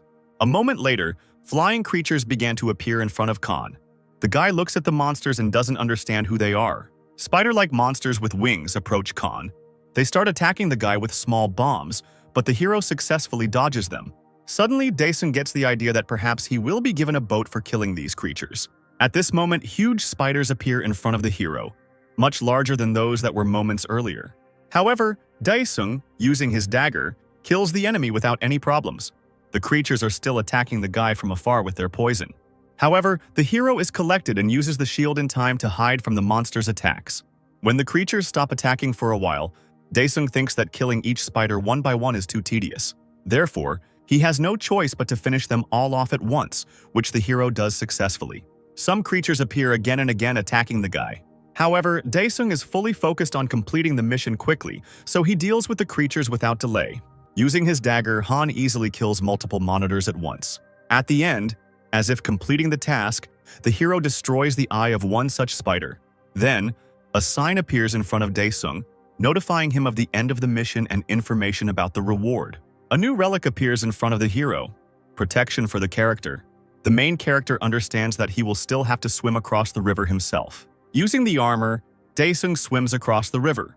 Finally reaching the shore, he emerges unharmed thanks to his armor. The system praises Daesung for swimming across the river, but says that there is nothing she can do to help, and Han shuts her up. Once on the king's land, Khan sees that there is no one there, and the king's fortress has also disappeared. The guy starts to remember out loud if there was a way to complete the task in the fortress. Suddenly, something starts to happen in front of Khan. A huge celestial obelisk rises before the hero. The doors of the building begin to open gradually. The hero assumes that a new task begins there if he goes inside. At this moment, a huge demon emerges from the obelisk. The guy recognizes the enemy. It is the commander of diseases. Troops begin to appear near the commander, and Daesung remembers that while he was in this state, they were not even close to him. The warriors react to the main character. Some of the monsters attack Khan, but he fights them off. A moment later, the hero realizes that the warriors have no base. The guy suggests that this might be related to the obelisk, while the warriors rush to attack. Daesung wastes no time and uses the blood naturalization technique, declaring that he will finish them all off at once. The main character easily throws the creatures away from himself. Khan thinks it will be more advantageous for him to attack them from the inside, while they have not yet left the building. Having thought it over well, the guy decides to destroy the obelisk altogether. After destroying the building, the monsters begin to evaporate. Thus, the mission could be considered accomplished. As a reward, the guy receives 2 runes, which he decides to check beforehand. After collecting them, Daesung gains information about each of the relics he received. At first, the hero sees an inconsistency in the mission's goal, but then decides that it doesn't matter since he has already received the reward. The guy continues to collect and improve relics. As Khan was about to leave, he noticed a strange yellow sphere. A warning appears, but the hero ignores it and collects the relic. After collecting it, an engraved circle appears on the guy's armor, and a message pops up in front of him.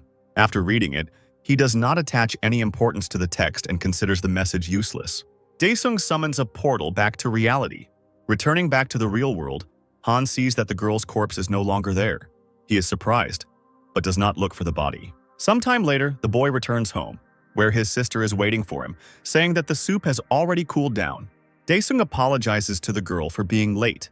The girl invites her brother to join the table as soon as possible. At home, while the family is having dinner, the news is on, reporting that the opening of the portals has caused great damage. However, Khan's mother turns off the TV, suggesting that they eat in silence. Daesung says out loud that the world has changed lately. The mother admits that she did not talk about it because she was afraid that her son would go into shock and apologizes for keeping silent. Khan thanks her for keeping him alive while he was in a coma. Jisoo listens to the dialogue between her mother and brother with embarrassment and turns away. The guy feels that something is wrong with the atmosphere and starts thinking. Suddenly, the hero asks the family if they need anything, and the sister says in surprise that Khan can afford it. Sometime later, Daesung calls Chanho and tells him that he wants to lay low for a while, and Chanho doesn't quite understand why. Khan explains that he noticed he was being followed, meaning the mercenary, still thinking that Kula might have found the corpse. To sum it up, Han asks his friend to look after his mother and Jisoo while he is away. After finishing the conversation, Daesung thinks that he needs to somehow make the villains show themselves. After the conversation, Ho wonders what Han wants to do.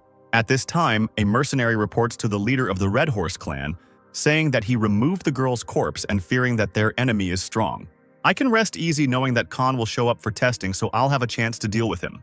The head of the clan stands in the laboratory and addresses the test subject, Jin. The subject, a blonde man, says that he can't wait to start because he has been waiting for this for a long time. The scientist reports Jin's medical data to Sogu and asks if he should proceed with the serum administration. Mogu warns the subject that he will be in unbearable pain. However, Jin confidently says that he knew exactly what he was getting into, so he was ready for anything. The head of the clan gives the command to the scientist to begin an experiment on introducing the serum. The substance gradually begins to penetrate into Jin's body. The subject begins to feel pain from the serum. The scientist overseeing the drug administration process informs the chief that they have exceeded the limit. However, Sogu says to continue the experiment, to which the scientist is surprised, because Jin could die. But Sogu convinces the scientist that he would not have brought a person here who could not withstand such an experiment. When the serum is administered at 90%, Jion is in agony from the pain. After the drug is fully injected into the body, the scientist looks at Jin's health and sees that there is no pulse. Sogu does not react to the words that the subject has died, but continues to observe. A moment later, the pulse appears on the monitor again. The scientist is shocked by this because he thought the experiment had failed. The awakened genie knocks out the glass of the vessel he was in. The clan leader, who expected such an outcome, is happy. The subject does not appear weak or tired. Pleased with his success, Lee Sogu says that he is looking forward to the 10th day. Meanwhile, Ho corresponds with Han and tells him that only the shield and weapons specified by the association can be used during the testing. Daesung decides to check something and runs a stick over his clothes. He comes to the conclusion that the shield in real life is not a video, unlike the weapon. The guy starts thinking about how to hide the weapon in reality. The guy takes his K-press out of his inventory and decides to disguise it as a stick. The guy customizes his weapon and it takes on a new look. Khan looks at the change in the dagger and suggests that this way he can find and disguise his favorite sword. The guy decides he needs to find his weapon. Daesung summons a portal to the Pantheon and ends up in the Salt King's territory. The place is very hot, and Daesung regretfully says that he didn't think he would come back here again. Suddenly, huge monsters, wolves, begin to appear next to the guy. Khan receives a mission notification. He must exterminate 1,000 of Orkiel's servants. Daesung decides to use the soul sealing technique, so he cuts his hand. The wolves begin to attack, but the hero is ready for this. Little by little, Khan defeats the monsters attacking him. At some point, the guy stops to call for an army. The wolves try to attack the hero, but someone else's paw stops them. Thanks to Khan's technique, he was able to summon the same wolves to his side to attack his opponents. One by one, the monsters under Daesung's command stand up and the hero orders them to attack. The guy doesn't have to do anything because he already has warriors on his side, so he decides to light a cigarette.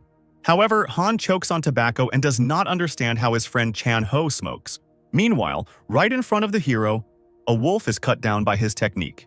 However, the guy is not very upset because he knows that technology should not be underestimated. A wolf from Orkiel's army runs towards the protagonist, but is stopped by a warrior from Khan's army. Daesung knows that the wolves from the technique will be reborn until the mark in their bodies is removed. Still watching the battle from the sidelines, the boy realizes that it is moving slowly. He calculates that this task will most likely be followed by another one, so he decides to speed up the completion of this task. Daesung jumps out and realizes that he doesn't need to spend so much time killing wolves. High in the sky, Daesung finds the point where he needs to strike. Gathering his strength, he rushes forward to strike. For a moment, the monsters are distracted by the approaching Khan. A huge cloud of dust forms at the place where Daesung hit. At this point in Seoul's plan, she is training for the test. Shin Choyeon, a future test participant, prepares for testing. The leader of the Seoul clan asks the chief what he thinks about the girl. The clan leader, Hwang, thinks about his answer. The man says that Shin has a problem. She gets loose on the battlefield, so he suggests doubling the difficulty level to get ahead of this psychopath. The leader clarifies whether he is talking about the member of the Red Horse clan, Jin. Hwang replies that it is about him, because if it were not for him, then no one would have surpassed Shin's skill this time. At first, the leader agrees with the boss, saying that Jin and Shin are of different levels. But Hwang interrupts him, saying that what is more important is what tricks the Red Horse clan will resort to this time. The manager asks if Hwang really thinks that Sogu will resort to something again. since it wasn't because of this matter that the various people banned recruitment for a whole year. Huang replies that it is because of this that Mogu is up to something more dirty. The leader concludes that this time the test will be an arena for two, Shin and Jin, and Huang agrees. Meanwhile, in Hell, Khan had already defeated all the monsters. A sign appears in front of the guy with a notification that there is only one soul left to complete the task, but the guy is calm. There is still one surviving wolf next to him. Without hesitation, Daesung raises the dagger over him and kills him. After this, the system notifies about the end of the task, and the soul of each wolf is collected into a single relic. A sign appears with a notice that souls can be collected at the altar, and the hero becomes interested in this. Khan does not remember there being an altar in this place and hopes that he will not have to look for it. Having taken the relic with souls, the same altar begins to appear not far from the guy. Seeing this, the guy is glad that he jumped to conclusions. The hero approaches the altar and sees the conditions of the next task, where he needs to collect soul stones from the altar and receive the guardian's recognition. Right in front of Khan, a new enemy begins to appear. A guard. A huge snake appears in front of the main character. A notification appears telling the boy that he needs to answer the guard's question and get his approval, which surprises Daesung. He wearily says that everything was going well, but then sudden quizzes appeared. The snake is silent and waits for Khan. The guy turns to the guard and demands that he ask his question. The snake bends down and asks it in a language unknown to the guy. He gets angry and says that he is being bullied. At that very second, the protagonist throws his dagger straight into the snake's eye. The guard writhes in pain and Khan smirks at him. The snake intends to attack the guy, but he is ready and has already used blood naturalization. The protagonist and the guard enter into a fight. Khan is angry at the guard, saying that he missed, seeing the guy as an easy victim. Having deftly jumped onto the snake's head, Daesung begins to wound it with a dagger. The creature tries to throw Daesung off, but to no avail. And at some point, the guard's head explodes. Khan jumps off the creature's dead body. At first, the hero is disgusted by the smell of the guard's blood, but then turns around to look at him. The snake begins to regenerate, its head gradually growing back. Khan sees this and says out loud that he completely forgot that the creature is very tenacious. Preparing for a new fight, the guy thinks about the guard's abilities. The snake, with renewed vigor, prepares to attack the boy. Preparing to attack, Daesung angrily says that this can't go on any longer. The creature comes close to the guy, but he expected it. Daesung jumps into the guard's mouth and grabs his fangs. The snake is about to attack the guy with blue flame, but Khan assumed that it would happen. Then the snake swallows the hero, and for the first few seconds nothing happens. However, soon the guard's eyes widen in pain. A moment later, he chokes and spits out Khan. A guy appears from the guard's mouth with a sword. Standing up, Daesung says that it's a shame to waste it on a guy who doesn't even have arms. The guy grabs his karma sword and can't believe he's fighting someone who can't use the fire of resurrection. The snake comes to his senses and is ready to try to fight the hero again, but he is already waiting for him. Using his weapon skillfully, Daesung kills the guard. A notification appears that the task has been completed, also indicating that the implementation level has increased. Following this, the system sends out a notification that the guy needs to pass a test to prove his rights to the sword. Daesung must endure the pain of being burned for 10 days. The test begins, but the hero Ula has a plan. Holding the sword, he knows that he doesn't have to endure this pain. The Khan turns to the weapon, asking if it cannot recognize its owner. Daesung gets angry and demands that the timer be removed before he can take it apart. The time is reset and a notification comes that the hero has passed the test. Sword contacts Khan and apologizes for not recognizing him right away. Daesung relaxes and tells the gun not to worry about it. Daesung communicates with the sword and says that it has not descended to Pandemonium. Pandemonium is a place where demons, souls that perished in hell, live, a place of endless nothingness. There are reports that the Pandemonium demons are supporting Khan and asking for his release. The sword confirms that since Daesung left, he has been disappearing. The guy asks if the weapon despises him, but it denies everything, saying that it will accept any decision of the owner with joy. Sword adds that the only thing he was worried about was what happened after the guy left. Khan does not understand what the weapon is talking about and asks about it. The sword tells that one day, unidentified creatures broke through the boundaries of hell.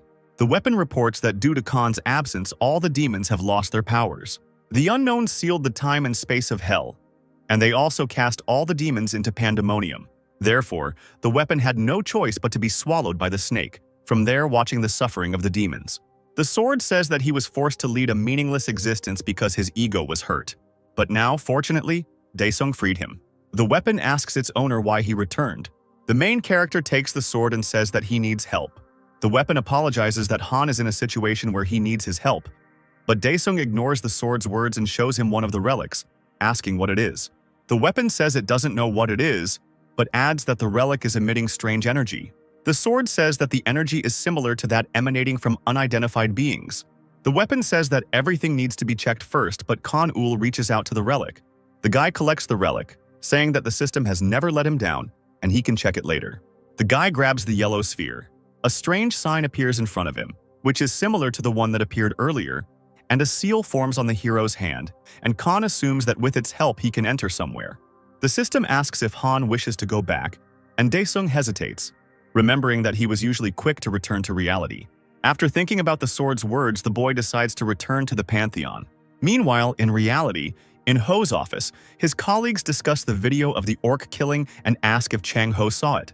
Staring at his computer monitor, Ho remembers Han and realizes that he can hardly even be called a friend now. At this moment, the manager comes up and asks Ho to take a break for a while. The guy asks if something happened. He notes that his colleagues are once again enthusiastically discussing the viral video. The people in the office do not pay attention to the boss who has arrived. The boss suggests that Ho go out. Outside, a man asks the boy if he was at the scene and if he has anything to share. Ho thinks about it, because if he says that he knows Han, he will be immediately forced to hire the guy. So the guy lies to his boss and says that if there was something important, he would have reported it already. The man doesn't seem to believe the guy much, but doesn't press him and says that if Ho knew something, they could find and hire Daesung for themselves. Chang-ho decides that he needs to continue pretending that he doesn't know anything and asks out loud how Shin Choyun is doing. The man is silent for a moment and Ho asks again. Finally, the boss replies that it's nothing special, but he's worried that she might not cope. 7 days before the test, Shin continues to train. She has 10 minutes left before the end of the training and she needs to destroy 10 plates. Shin successfully completes his mission. Suddenly, a monster appears from the last slab and runs towards the girl. She is ready to defend herself, but suddenly another creature bites into her shoulder, which she does not expect at all. Suddenly, the training ends and the artificial objects disappear. The girl comes to her senses and is unhappy that her training was cut short. All this time, she was being watched by her mentor Huang, who told the student to come up to him to talk.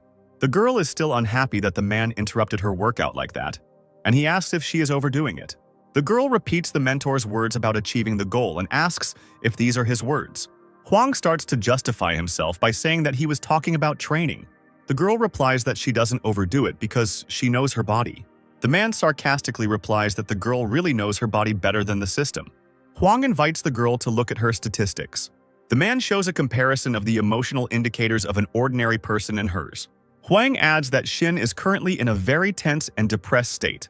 The girl replies that she needs to get into the top 5. The man asks if she wants to raise her rank and Shin confirms this. Huang replies that if the girl raises her level, she will have many opportunities. But the girl interrupts him and says that she is not training to get a lot of money or fame and honor. Shin seriously says that he does this in order to kill all the monsters that live on Earth. 5 days before the testing begins, Lee Sogu comes to his clan's secret compartment.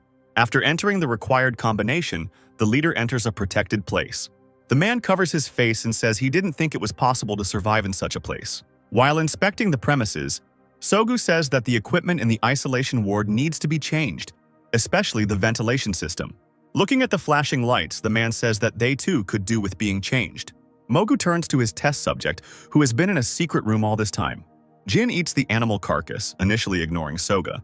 The head of the clan is pleased that the experiment was successful and tells Jin to eat more, because this is the only way to muffle the properties of the drug. The test subject is pleased with the words of the mentor, and Sogu adds that this is the only way Jin can become the main character of the test. 3 days before the start of testing, the weapon asks the owner if he is going to return. Daesung accepts the sword, pleased that he spent his time at the Pantheon usefully training. On the day of the start of testing, journalists gather at the main complex in anticipation of the clan leaders and participants. The level of competition is expected to increase due to the rapid growth of awakened appearances and the association's methods of evaluating participants changing. At this moment, an expensive sports car drives up to the main building. The reporters turn their attention to him and see that Lee Sogu and his protege Jin have arrived in a car. The Red Horse clan chief and the awakened one exit their car and head towards the entrance. The journalists immediately rush to interview the man, asking about Jin and Sogu's expectations from the testing. Other journalists ask how Sogu is feeling after being suspended last year for using illegal methods. The young man, who was besieged by curious reporters, notes that they got on his nerves from the very beginning. Nevertheless, Sogu calmly answers out loud that he regrets the events of 2 years ago. However, some journalists are dissatisfied with the answer and rudely ask whether the head of the Red Horse clan does not think that regretting those events is not enough, and whether he is shirking responsibility.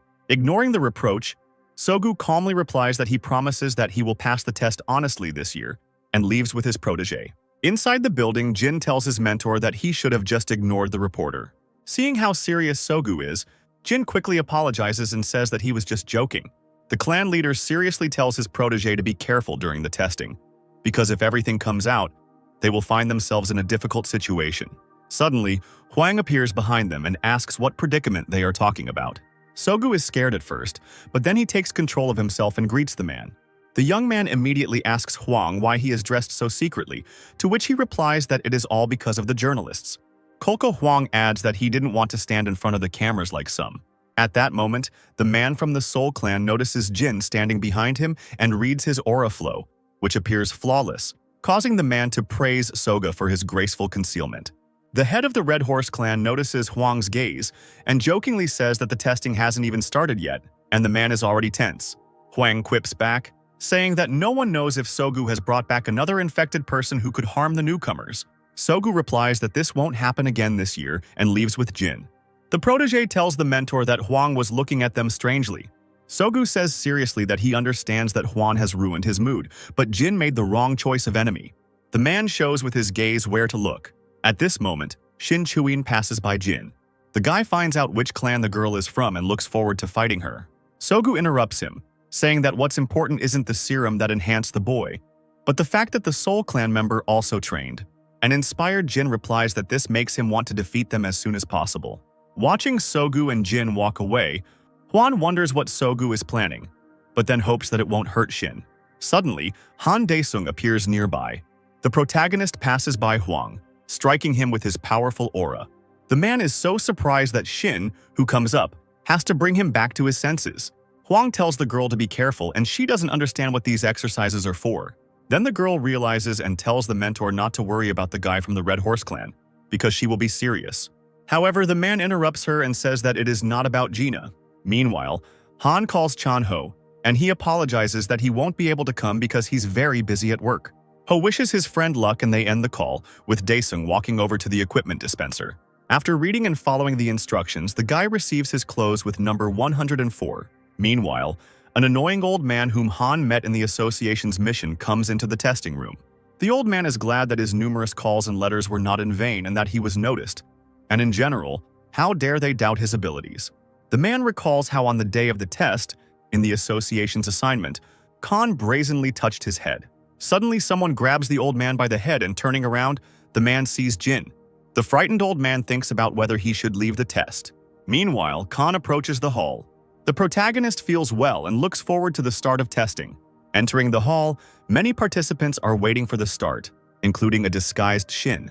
Suddenly, the lights come on and the crowd comes to life. The inspector responsible for today's testing appears before the awakened ones. The man announces that this time 3-level portals have been set up, with each level having its own complexity and environment. Participants begin to talk among themselves about testing. One of the awakened ones asks when they will be given weapons. The inspector says that this time there will be no weapons distributed, and participants are prohibited from bringing anything with them. The crowd is dissatisfied and wonders how they will fight then. Suddenly, a hologram appears in front of the participants, representing the assistant. Artificial intelligence announces that the topic of today's test is adaptation, the purpose of which is to determine how well-awakened ones can develop their adaptation skills in different conditions. The value of a hunter lies not in his equipment, but in his aura, the skill that comes from the strength of his body. Participants only need to show how well they adapt and fight. At this point, the instructions end and the portal opens. The inspector announces that people should enter the portal one by one, starting from the last rows. At the first level, participants find themselves in a tropical forest with a dry and hot climate. Some of the awakened complain that due to the hellish conditions they will not even reach the beginning of the test. Everything that happens in the forest is monitored by cameras in the broadcast room. The observers are talking among themselves about how the standards are very high this time. However, there must still be those who pass all the tests. At this moment, Shin tries to calm down and control himself so as not to waste excess energy. The participants are watched on the screens and Shin and Jin's strengths are discussed, comparing them. Some of the spectators are discussing how Lee Sogu prepared this time. The head of the Red Horse clan thinks about how envious Huang must be. Han appears on the screen for a second and Huang notices Sogu's calmness. However, at that very moment, the head of the Red Horse clan turns his attention to the screen and is surprised by Daesung's appearance. Sogu is amazed that Han looks calm. There is not even a drop of sweat on him, and the man thinks that perhaps the guy hid his aura. But this indicates a high level of training. Khan feels comfortable because he previously drank a potion that helps cope with the influence of the environment on the body and hopes that no one will notice. The participants continue to complain about the heat and wait for the test to begin. After some time, an artificial intelligence appears, announcing that all participants have crossed the portal, which means they can begin. The first task for the Awakened is to kill 20 orcs in the swamp. Having heard the task, Khan takes off and runs deep into the forest. Another member rushes after him, shouting that he won't lose to Daesung, but suddenly trips. At this moment, the guy sees a small beating source in front of him. Delighted that he has found water, he touches the liquid. But something happens. Something takes hold of the participant, and it turns out to be a swamp worm, a flypaper worm that lives in swampy areas. It is announced that contestant number 94 is eliminated and emergency services are called to the scene. The creature spits out a guy in a protective shell, and the system says that the protection will be maintained until a rescue team arrives. At this time, Khan carefully clears the territories in search of orcs. Rescuers arrive at the scene with the guy. One of them steps away to look at the message on his device. The man sees the assignment to monitor number 104, Han Daesung, and accepts it. At this moment, the main character finds the orcs. Khan picks up a huge rock and holds it up, telling the creature how great it would be to hit him on the back of the head with the boulder. The guy continues to tease the orc. A huge creature runs straight at the protagonist, but he throws a stone and hits it. The man who received the assignment watches as Khan completes the task. At first, the man is surprised that he received such an order, but then he sees how deftly the guy deals with the orc and that surprises him. Khan doesn't look tired. He calmly carries out the task, and the man is caught by how different he is from the other test subjects. Khan, however, is thinking that it is not at all effective to kill the orcs one by one. Daesung says out loud that he didn't want to use magic at all in the first half of the mission, but he has no choice. The guy uses the shadow summoning technique, and after that he orders the shadows to find the rest of the orcs. One of the shadows breaks into a dark cave where the orcs have gathered. The creatures begin to talk among themselves about the noise in the cave. Suddenly, Khan, pleased with his find, jumps down into the cave from above. At first, the orcs don't pay any attention to the guy, thinking that easy prey has found them. Daesung takes out his camouflaged weapon and prepares to quickly complete the mission. The weapon contacts Khan, saying that it seems the orcs did not perceive the hero as they should have. Khan smiles and orders his weapons to destroy all the creatures in the cave. Meanwhile, Shin runs through the forest in search of orcs. The girl uses her aura to find monsters. The girl notices one of the orcs and approaches him. The girl notes that at this speed she can complete the first task in an hour. The girl is going to kill the fourth monster. However, Jin runs ahead of her. The girl recognizes the guy from the Red Horse clan. Jin doesn't look tired and is quite satisfied with taking the loot from Shin. The girl provokes the guy and says that the Red Horse is in his repertoire as always. Jin mocks the girl, saying that her yours or mine competition to determine whose prey is whose is very stupid. Shin also quips back, saying that the guy is good at talking, which is just like his clan's style. Jin sarcastically replies that the girl's clan also likes to take last year's crazy people for testing. Jin wonders to himself whether he should kill the girl since she turned out to be so annoying, but stops himself, telling him to wait at least for the second level.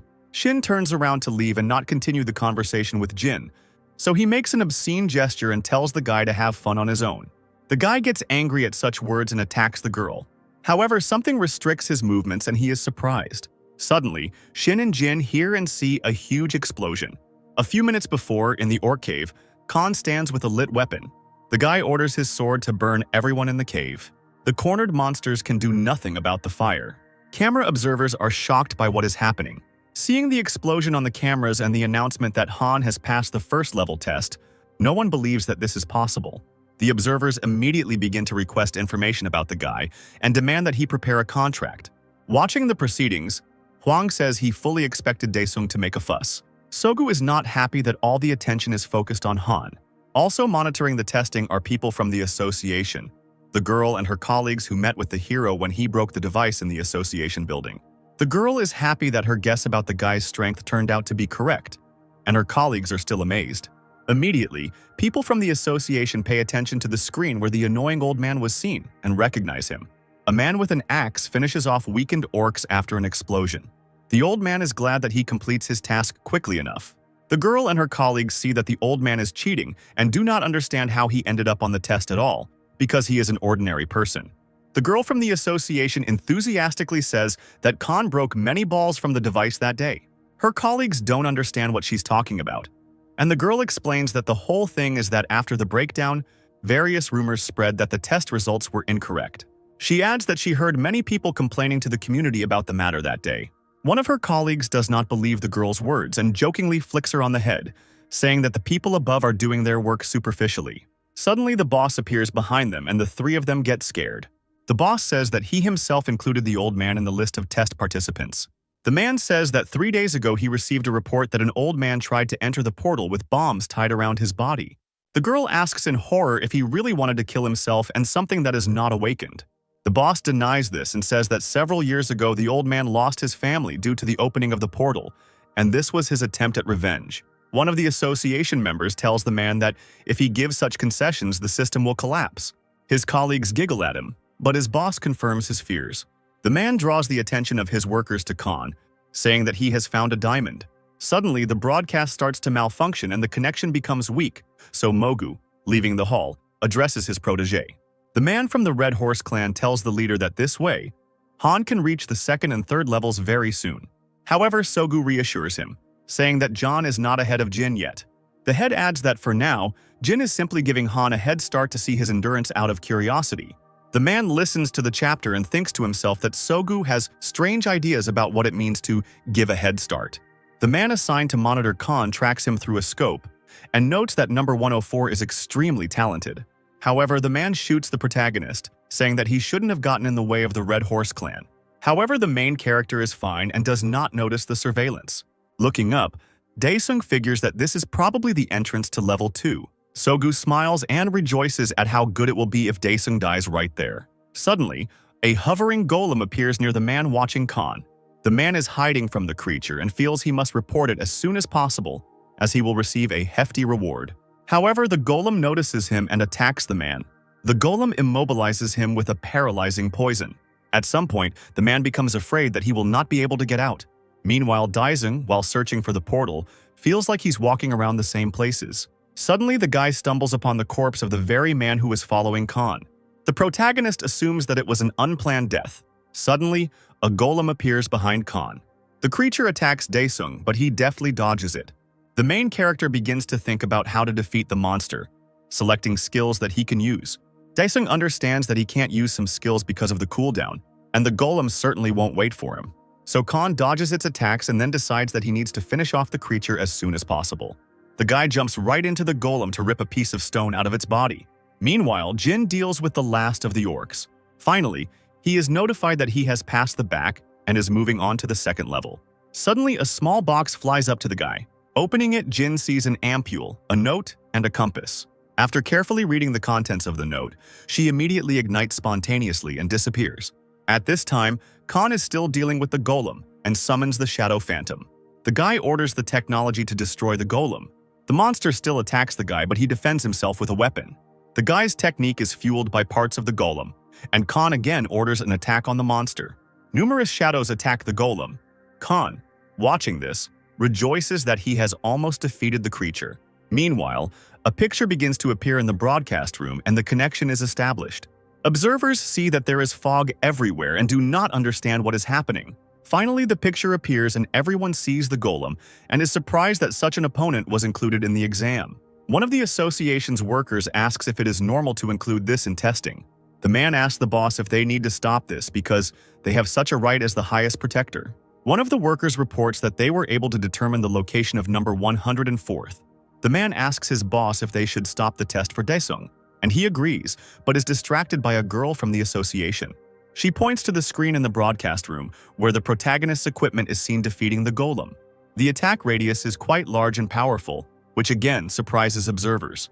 The boss from the association, seeing this, understands that it is impossible to determine the level on the edge, and he thought that Khan's peculiarity was just a mistake and a malfunction of the device.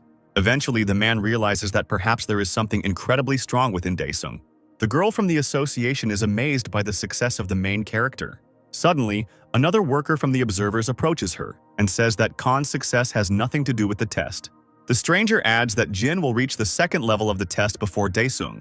Meanwhile, the association's boss is asked about further actions, and he replies that first they need to analyze the injuries and report everything. Meanwhile, Jin uses the compass to reach the portal to the second level. He stops for a moment to study the area and notices the fog clearing, indicating that everything has already been decided here. The guy gets rid of his compass in order to move on. Meanwhile, Khan has already finished off the golem and uses the soul imprisonment technique. The observers see what Khan is doing and are surprised that the guy is doing something again. Daesung, using the technique, summons a golem for himself. The creature does not obey at first, but the protagonist soon forces it to bow its head. The golem leans towards Daesung and submits to him. Something fast flies past Jin as he approaches the portal, and he stops in shock. He notices that it is Khan and is amazed at what he just did. Sogu returns to the broadcast room, confident that the testing is already over. However, upon entering, the young man sees the frightened face of his ward, Jin. A little earlier, Khan, having climbed onto the head of the summoned golem, was heading towards the portal. Having found a shortcut, the protagonist clears the path for the creature. Daesung urges the golem to move faster. The guy uses fire to continue clearing the path of obstacles. The people in the broadcast room finally realize that the guy is using summoning techniques unknown to them. Among themselves, observers discuss whether this can be done with the help of aura. An unknown girl standing next to the blonde from the association says that now it is not testing that is taking place, but a real reality show. Suddenly, a fist hits a table in the hall. Many people turn around at the noise and see an irritated Lee Sogu. The man is angry about what is happening during testing. Someone wants to calm down the head of the Red Horse clan, but his people ask them not to approach. Finally, Sogu calms down and apologizes for his behavior, explaining that he was excited by the guy's abilities. Huang, watching this, notes to himself that this is what Sogu deserves because he couldn't even imagine that everything would go wrong. The man thinks to himself that his student Shin should also arrive soon. Meanwhile, in the forest, Jin is angry at Han for his prank. Shin Chon immediately runs up to the portal. Thinking that there is no way Jin could lose to someone like a girl, he rushes towards the teleporter. At the second level, participants find themselves in a cold climate, on a snowy mountain. Daesung, who arrived on the scene, is outraged that the participants are being tested like this. The guy turns to the golem and lets it go.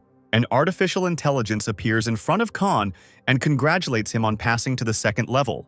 Daesung turns to the teleporter behind him and wonders if he can start the mission without waiting for the others.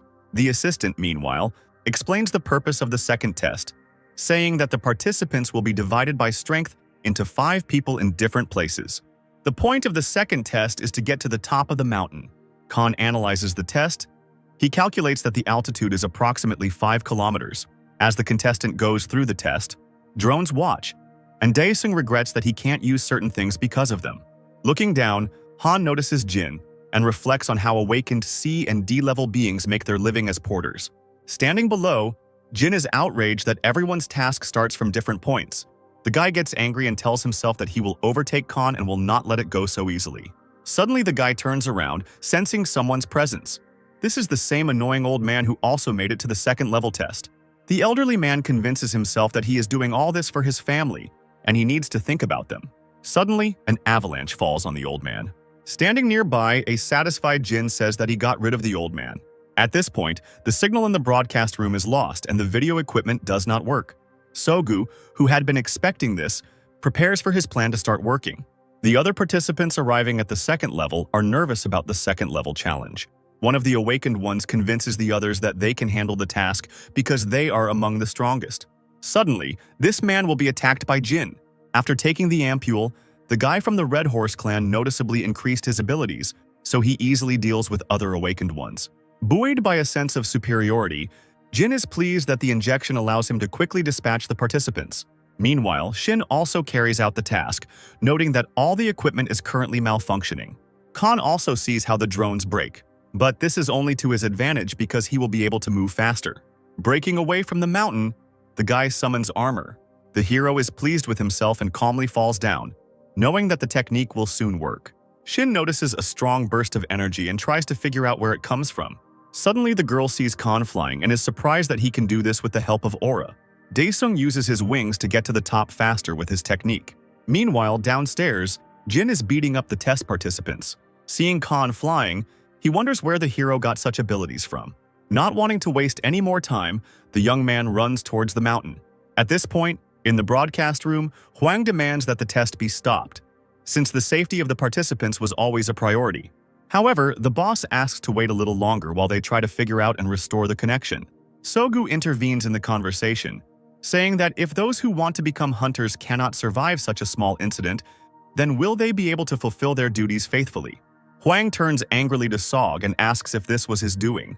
The Red Horse clan chief says that it would be better to disqualify the weaklings right away. The Soul clan man is angry with Soga, and the young man continues to put pressure on Huang, saying that it would not be better for the man to take a break and retire. Upon reaching the top of the mountain, Han jokingly suggests that he should use the final skill. While other participants climb to the top, some awakened ones remain at the foot of the mountain, including an old man who emerges from under the snow.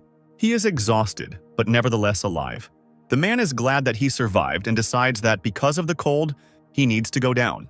On level 3, Shin listens to the objective of the mission: move around the field and fight monsters to earn points.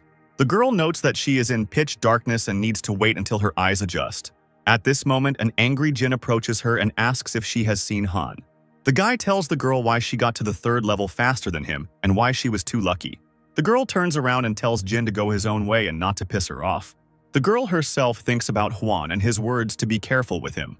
She remembers that on the first 2 levels he was faster, but on the 3rd she can't say anything about him yet.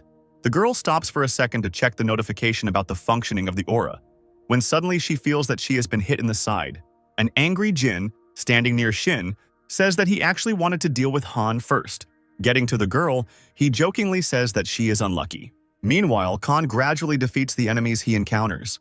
Daesung says he's spent enough time killing these losers, but after checking the score counter, he believes that the number is not very high. Then the guy goes off to look for other creatures. Meanwhile, in the broadcast room, the boss from the association contacts to find out how things are going with the system. And Sogu, pleased with his work, notes that mixing different factors in an ampule was a good idea. Looking at Huang, Mogu even feels sorry for him, realizing that Shin will either become disabled or even die.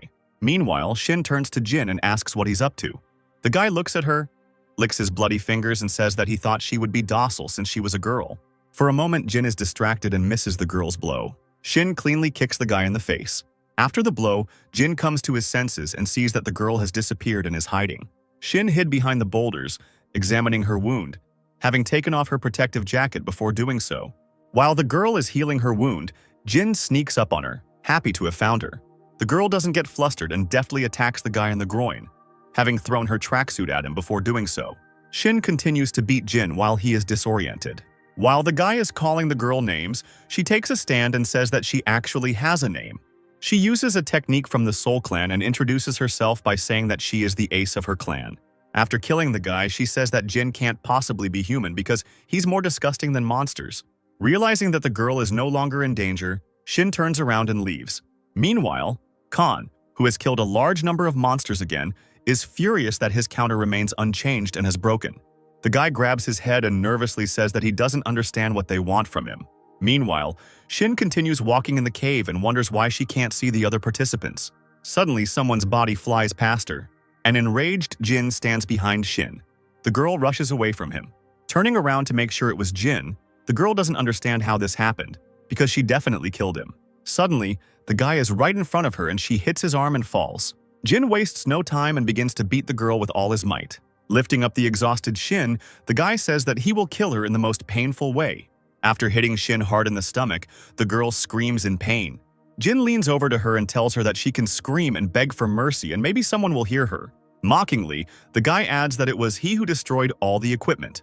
Suddenly, Shin gouges out his eyes while he is distracted. Given some time while Jin recovers, Shin tries to leave. The girl encourages herself, slowly crawling away from Jin.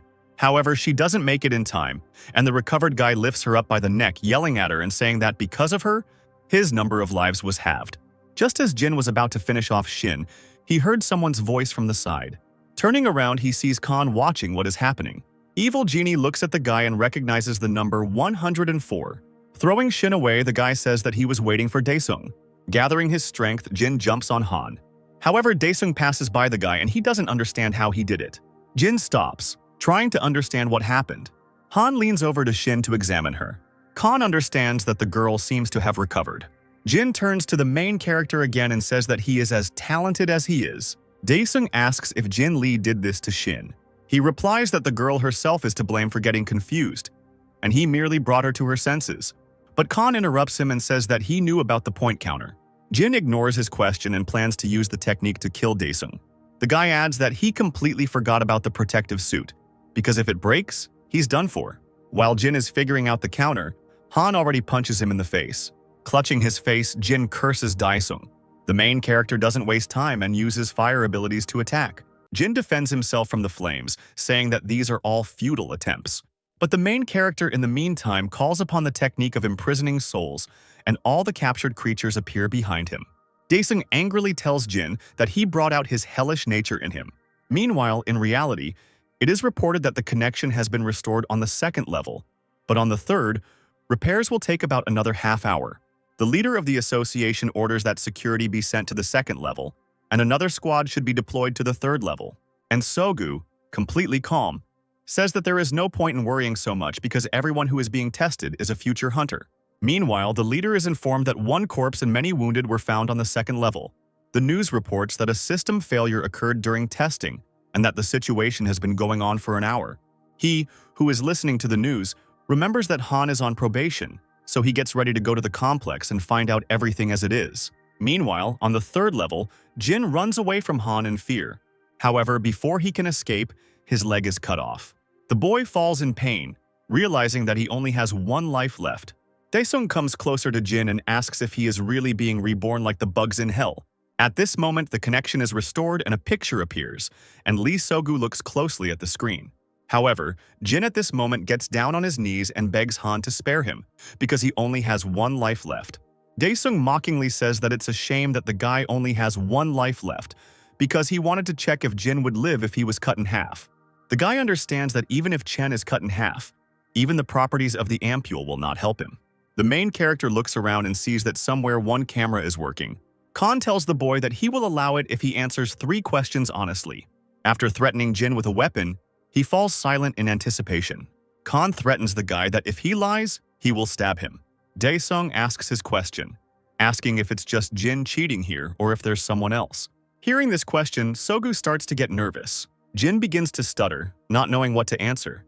Khan waits for an answer and puts pressure on the guy, saying that perhaps it's worth splitting it in half. Out of fear, Jin asks not to kill him and says that he is alone. Daesung doesn't calm down and asks who made Jin do all this. Jin is nervous and understands that first he needs to get away from the guy alive. He makes up his mind and tells Han that this was all a plan by the head of the Red Horse clan. Han asks about the Lee Sogu clan. Everyone in the broadcast room turns to look at the young man's soga, rolling around among themselves, wondering if this is true. The leader is angry at Jin for giving him away. He turns around and shouts that it was Jin himself who started all this, but decided to pin it on Soga. The young man is distracted by the leader of the association, who says that the proceedings will take place during the investigation by the hunter's inspection. Sogu understands to himself that he will not be able to get out of here. The young man calms down and says that he will arrive at the inspection office at the appointed time. Sogu leaves the room and curses Jin for repaying him like this. One of Mogu's assistants asks if there was any need to bow his head. The head of the clan continues to swear at what would have happened if he had blurted out even the slightest bit of unnecessary stuff there. If that happened, Huang would be absolutely happy. The man from the Soul clan is furious after Lee Sogu left. The association's leader thanks Huang for keeping him, but the man replies that he did not do this for everyone present. The association's leader calls his subordinates and orders them to go to the testing area to stop the trial. Meanwhile, Han asks his third question and asks if Jin has another life left. The frightened boy asks what this question means. Jin understands to himself that whether he lies or tells the truth, he will be divided in half in any case, so the outcome is the same. At this moment, the artificial intelligence appears and declares Han Dae-sung the winner of the challenge. The main character is surprised that the announcement appeared so suddenly. Jin timidly congratulates Han on his victory, saying that he is a worthy S-level hunter. Dae-sung, despite everything, cuts the guy in half. With a smile, Han says that Jin lied and he still has one more life left. Turning back to the wounded Shin, Dae-sung sees her recovering. Meanwhile, medics run into the portal to the third level. The association's leader, Pak, who had been watching the broadcast from his office the entire time, finishes watching. Next to him stands his subordinate, saying that representatives of the 10 clans have arrived. The girl adds that Han Dae-sung already showed Class S at the first level. The man asks the girl if John is the first hunter after Li Chang. While looking through Dae-sung's file, Park tells his subordinate to bring such a person into their organization. People in the association's lobby discuss among themselves what happened during the testing. The system reports that due to unforeseen circumstances, the selection criteria have changed and the main indicator has become passing the first level of the test. Many people start to complain that the threshold for passing is too low, since this is only the first level. A photo of Dae-sung appears on the screen with his A level assigned to him. Chan-ho calls the main character and asks where he is. Suddenly, the guy turns around sharply, finding out that Han is in the S-level break room. Dae-sung is happily relaxing in a massage chair, resting after a tough test. Ho comes to him and asks what happened here. Dae-sung replies that the association secretary told him to rest here. A friend is surprised that his secretary contacted him. Han continues by saying that he has become an A-class hunter, with the potential for S-class. Ho is amazed by his friend's success, jokingly saying that Han will now be able to build a house with his own money. He adds that outside, everyone is shocked by the protagonist's success because of his potential. Meanwhile, in the lobby, everyone is discussing Khan and how to get his associations when suddenly someone comes out of the elevator. The same old man comes out of the elevator shouting that he has won, and journalists immediately rush to him. The man introduces himself as Dae-sung. The reporters are surprised that Dae-sung appeared in front of them, and they suspect that he is the winner. At first, the old man is frightened that he has attracted so much attention while the journalists ask their questions. Someone guesses that this is not Han Dae-sung at all, and in fact it turns out that the old man is Han Dae-sung, who took 20th place and is just a border guard. Meanwhile, in the place where the testing took place, they are still evacuating and rescuing the wounded awakened. One of the rescuers reports that they have searched all 3 levels but still have not found Jin. Having received the order to close the passage, the man irritably says, "Did the guy from the Red Horse clan really manage to escape from here?" At this time, the news is on air where they talk about testing. The main character's mother sorts through her clothes and says that it wouldn't hurt to buy her son something new, and wonders whether the market will be open in the morning. Suddenly, a photo of the son appears on the air, and it is announced that he has become a level A hunter, but maybe a level 6 hunter of level S. The woman, seeing this, is frightened and surprised by such news. Mom calls her daughter to see the news, and Jisoo comes to the woman. Seeing her brother on the screen, the girl is as amazed as her mother at her brother's success. At this moment, Khan comes home. Both women look at the guy in shock, and he, suspecting why they look like that, asks what happened. Meanwhile, people from the inspector's office, led by Kim Sung-soo, arrive at the Red Horse clan, informing them that from now on, all activities of the clan are banned. Standing in Lee Sogu's office, the man adds that all the hunters should also be relieved of their duties. The head of the clan sits at the table and says how terrible a light he is being portrayed in. Sogu understands to himself that he relied too much on himself, and Jin also betrayed him, so from now on he needs to be careful. Kim orders Sog that he needs to go with them to the inspector's office. However, Sogu has other plans and gets up from the table and says that when you do dangerous things, unexpected things can happen, and it is foolish to trust Jin's words. Kim stands his ground and says that it's better for Sogu to go with them without causing trouble. An angry Sogu approaches the inspector and asks if he knows how he got to where he is now. Kim remembers to himself that Lee Sogu was once the second most important in the clan, but soon took over after the mysterious death of the former leader. So it makes sense to be wary of the young man. Sogu begins to use his technique and mockingly says what the association was thinking, sending only 2 people towards him. The inspector prepares to defend himself and warns his partner, Chan. The frightened young man is nervous behind Kim's back, not knowing what to do. The inspector begins using his technique, shouting at Young that if they want to survive, they need to kill the clan leader before he does. Sogu also says that it looks like Kim had to pay for his place. Suddenly, a frightened Jong pierces the chief inspector's back. The young man apologized to his boss, saying that it wasn't him doing all this. Sogu, who deftly controls his equipment, mockingly says how many questions the management will have for deciding to fight among themselves. A wounded Kim asks Sogu if this is his plan. Ignoring the inspector's question, Lee Sogu uses the puppet's aura to kill Kim with the help of Jong. The distraught and frightened young man asks for forgiveness from his deceased boss. Sogu meanwhile comes out of his office, joining his subordinates, saying that they need to warn the association what happens if he is disturbed. Sometime after the exam, Huang comes to visit his student. The doctor tells the man that the girl will never be able to become a hunter because her aura is depleted. Huang is angry at Lee Sogu for everything he did during the exam, noting that the young man will face retribution.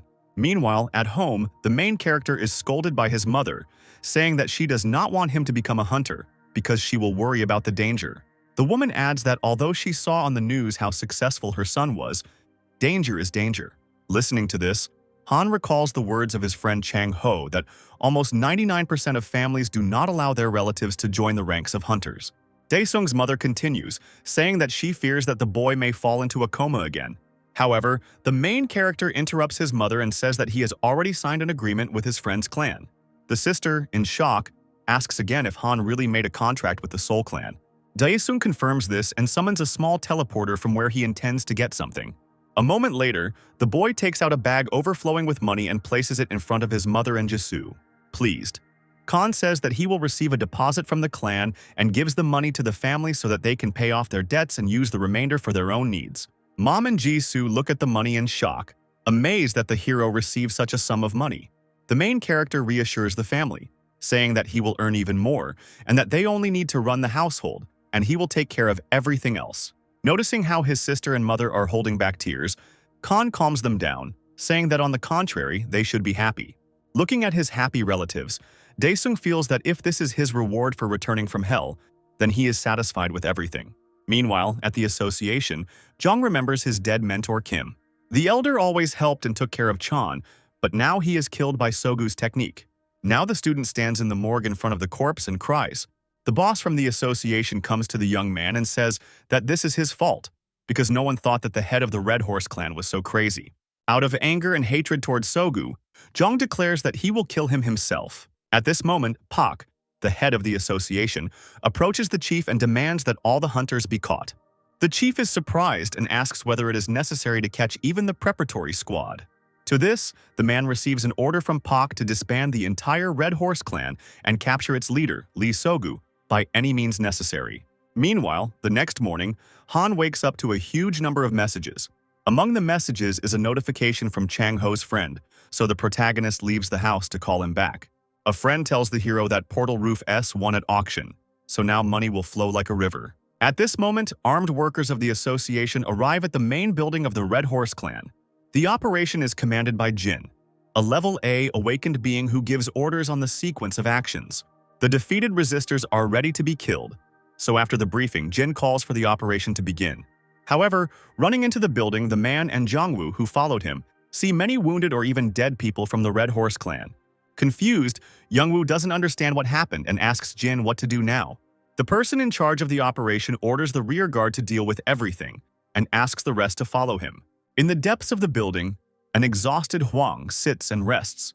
Enraged, Jongwoo breaks through even further into the clan building with a knife, hoping to finally find Soga. However, soon the young man stumbles upon the fresh corpse of the head of the Red Horse clan. At first, Jongwoo doesn't believe that Sogu is dead, but Jin stops the young man, confirming that the clan leader is dead. Also, the person in charge of the operation turns to Huang, who is sitting next to him, and says that this was too much for personal revenge. However, the man says that he only killed people outside, but did not touch Soga.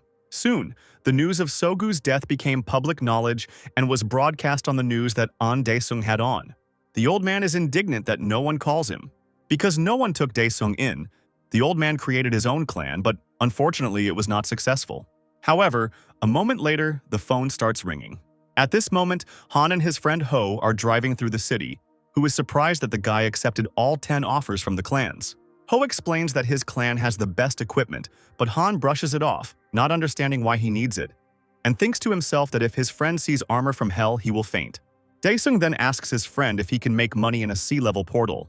Ho states that portal missions at this level cost 50 billion, and taxes alone will cost 30 billion. Han is shocked to hear such amounts and is indignant, and Ho adds that if he can get hold of the ether core, he can make money. The friend adds that Khan has been assigned an escort who will have to go with him into the portal. However, Daesung states that Ho should go with him too, and his friend is surprised. Han explains that he himself appointed Ho as his escort and entrusted all the paperwork to his sister Jisoo because he was too lazy to do it himself. Upon arrival at the location of the portal, Chan Ho is asked for a certificate. The young man shows the document to the soldier, who is surprised that only 2 people were taken for the mission. Ho agrees with the military man, saying that he thinks so too, but his friend is a psychopath who imagines himself to be very strong and decided that he can handle the task alone. The soldier says that nothing makes sense, so he will open the portal and gives instructions to those responsible for this. Ho addresses Daesung one last time, explaining that the subject is dangerous and asking if he has changed his mind. Khan calms his friend with a joke and drags him towards the portal. Ho protests by saying that if he escapes into a portal in the middle of a mission, it doesn't mean he's an unfaithful friend. Meanwhile, the association is watching a recording from the Red Horse Clan building, the moment of Lee Sogu's death. Something lifts the young man up and Sogu is completely helpless. An unknown hand appears from the portal and reaches out to the young man to rip out his heart. Sogu dies instantly, and the unknown person's hand disappears into the portal. Pak asks the association's employees if it is possible to find out who made the recording. Jin explains that there is only one surveillance camera and that checks are still being conducted. And the department head from the association adds that after the autopsy of Sogu's body, it was also not possible to find out who was the carrier of the aura. Meanwhile, An Daesung arrives at the portal that Han and his friend entered and says that he is responsible for today's processing.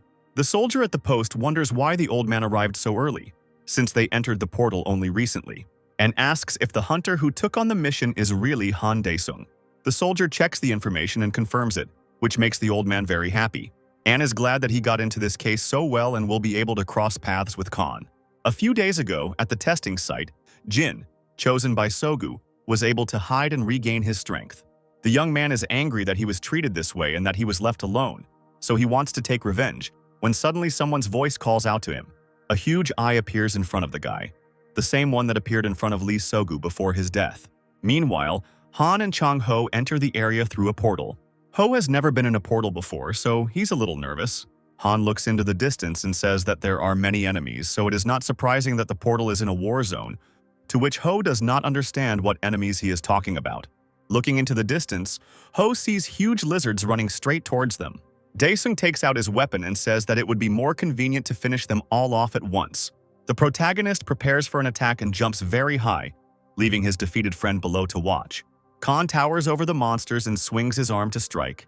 The guy uses the volcano technique to hit his enemies. The flames swirl around the lizards, killing them instantly. Ho, watching what is happening, is shocked and wonders if this is really his friend. The Khan, having made sure that the enemies are finished, approaches his friend.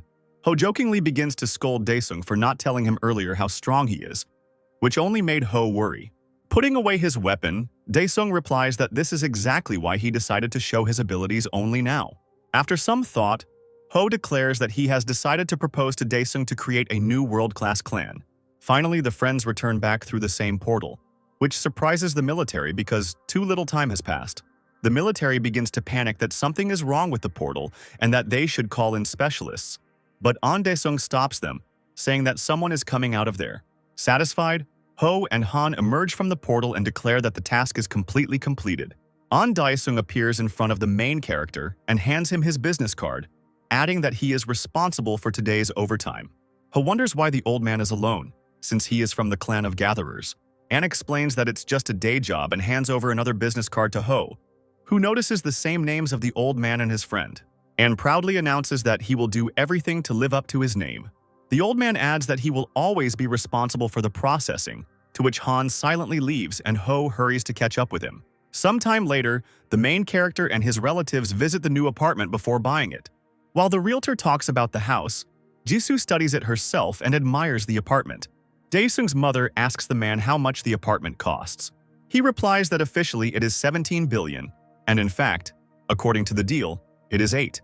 The woman is surprised by such a large sum, and the realtor hurries to explain that such a high price is due to the proximity to the hunter's building. The man adds that safety is the most important thing at the moment, and he has heard that Khan has become a capable hunter. Jisoo chimes in, reminding them that her brother had become a high-level hunter and was all over the news. Daesung says he likes the house and wonders if he can get a discount on it if he signs it now. The man then replies that there is no need for this, since Khan is a hunter, a preferential contract can be made. Hearing that S-class hunter Lee Changshik lives in one of these houses, Han irritably asks how much cheaper the hunters are getting their housing.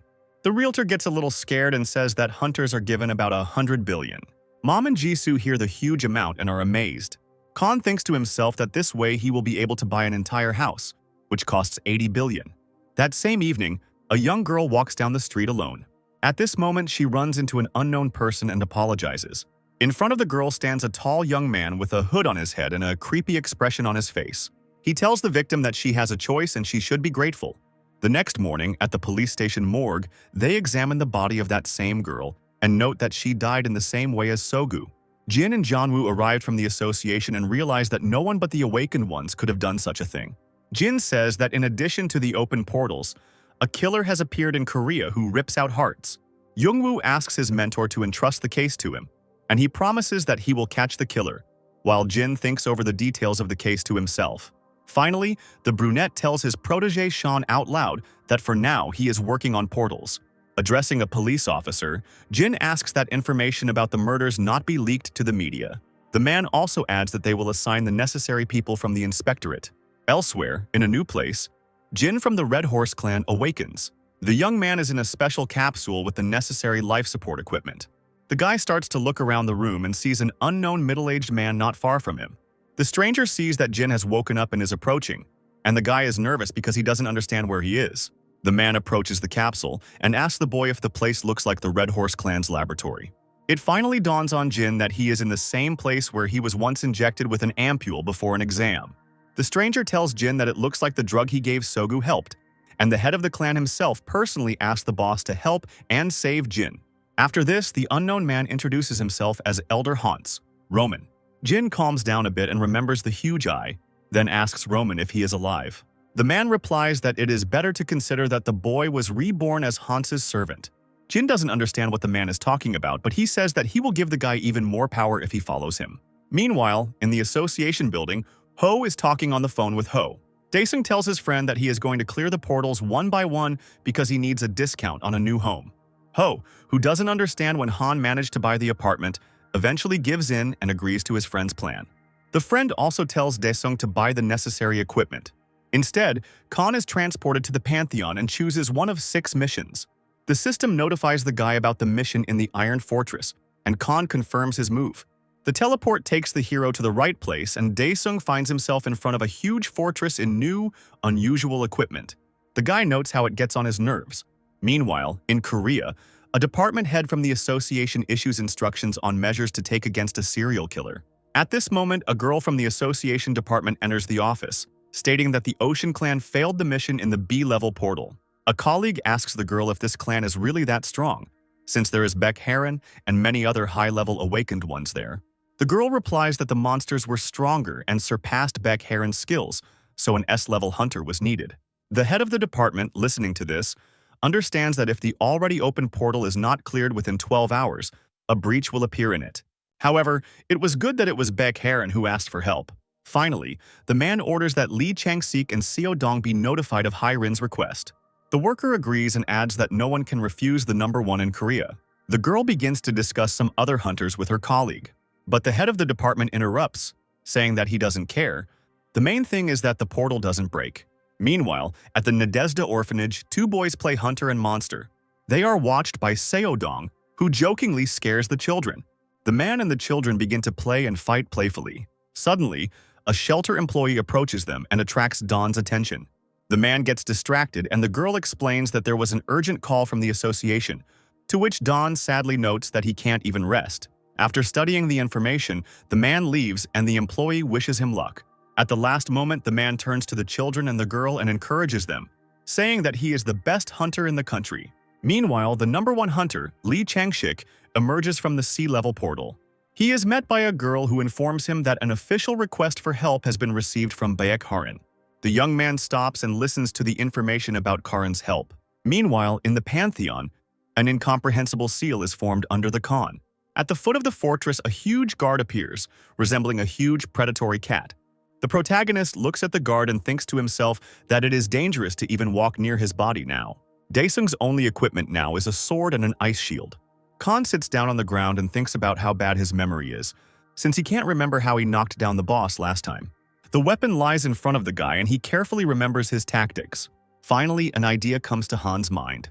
Meanwhile, in Korea, crowds of journalists appear outside the B-level portal. Many are starting to broadcast live from the hotspot where the cleanup is taking place.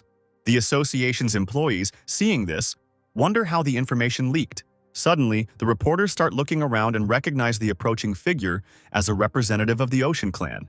A young brunette, Baek Harin, approaches the portal with a charming smile as the surrounding journalists ask her questions. Many reporters are amazed by the beauty of the clan representative and shower her with compliments. Karin approaches one of the journalists and asks him for a microphone. Turning to the rest of the reporters, the girl announces that the portal will be cleared, and she has asked for help from two of the most powerful hunters in the country. The journalists are amazed and start talking among themselves about those very hunters that Baek mentioned. The girl confirms that she called Lee Chang-sik and Seo Dong, who had already arrived at the portal. The two strongest hunters are about to go inside when they are noticed, so they linger for a while. Chanshik, a young blonde man, says that Karin was able to skillfully turn her failure into a whole scene, to which Dawn, a brunette, supports his comrade's thought. At this moment, Karin, pleased with herself, approaches them.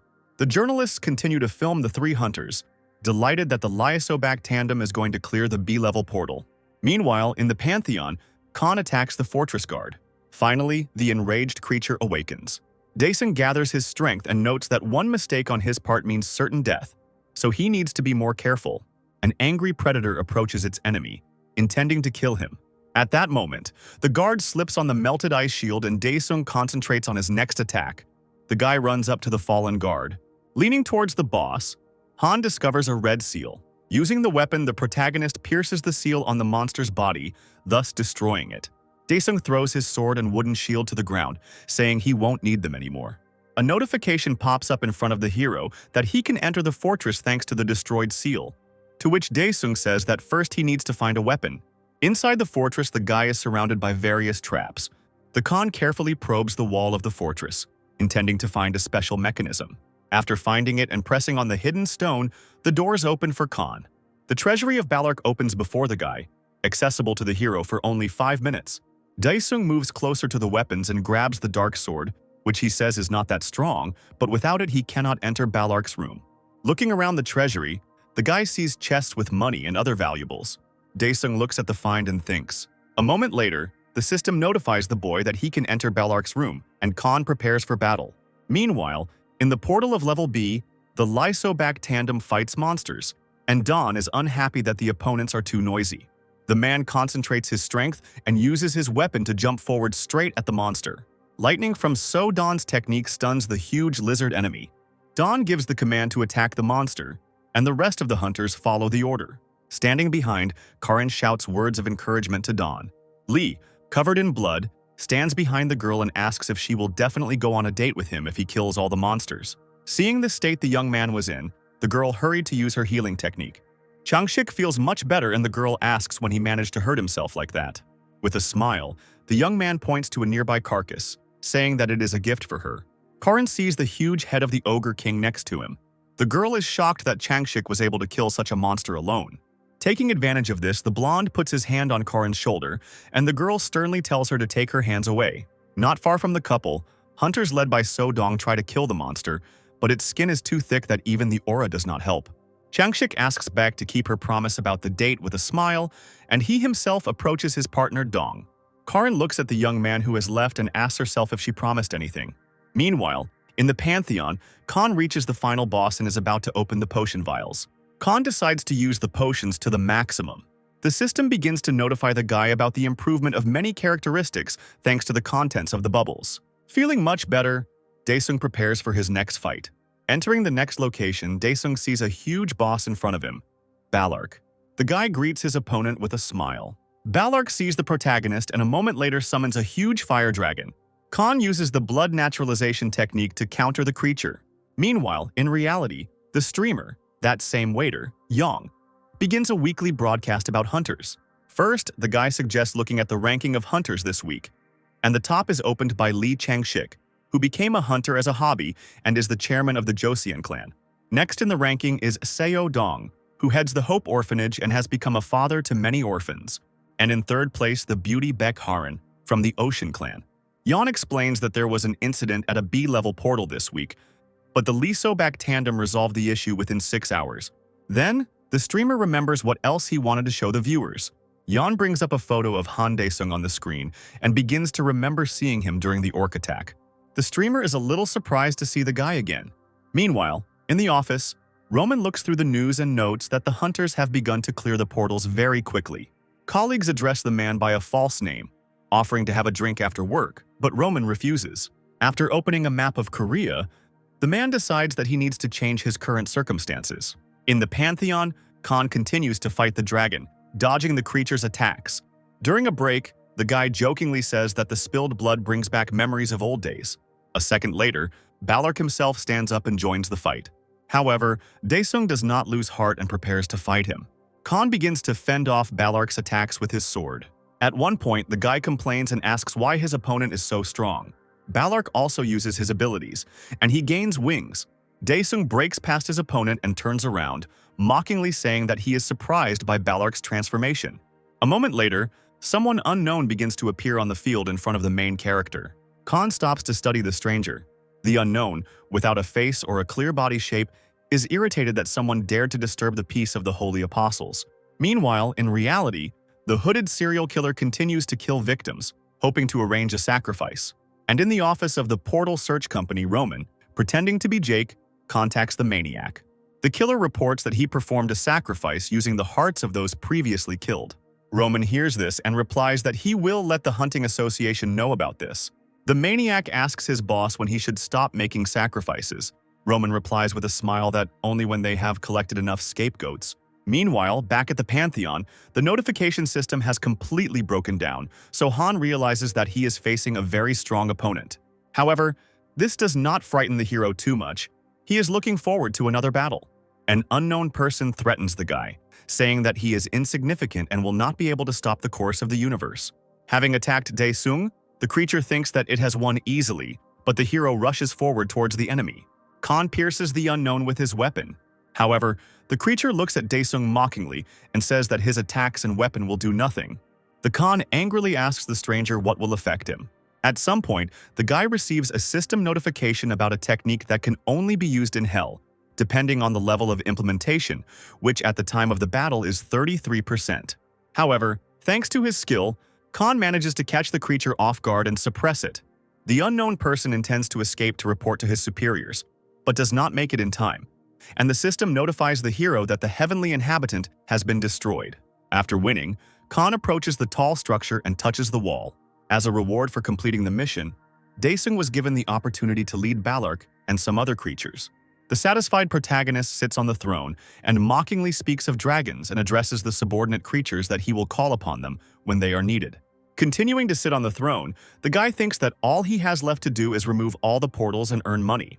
The newly formed Level A portal is being monitored in the association building, and initial security measures are being taken. Pak comes into the observation room and asks if the new portal is similar to the one that appeared 5 years ago and destroyed the area around it, and the workers confirm this. The head of the department reports to the manager that the portal is definitely Level A. Pak orders all hunters to be gathered and to request additional assistance from the World Hunter Organization. The head of the department nods and says that everything will be done. In the Pantheon, Khan checks the information from the system about his level of implementation and does not understand why it is still so low. The guy sadly says that he will have to earn a few more skills. After some thought, Daesung decides to move to the Ant Valley using the system. Meanwhile, a meeting is being held in the building of the Hunters Association with all the important people. The department head greets everyone and says that a meeting is starting on ways to solve the problem of the A-level portal in Gangnam. At this point, the Korean police take Hwang to jail. The man puzzles over who was able to kill Lee Sogu, because he is quite a strong opponent, and Hwang's student Shin is still in the hospital and is poorly nourished. The nurse scolds the girl for not eating anything and adds that she will remove the IV since it is of no use. Shin ignores the nurse's words and thinks about her failed exam and regrets that she let her mentor down.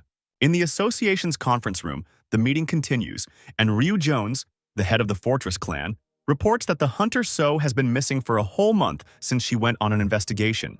Marble Clan Deputy Chohan reports that his clan leader, who is also the 5th-ranked S-level hunter, is in Silicon Valley developing an aura weapon, but is preparing to return.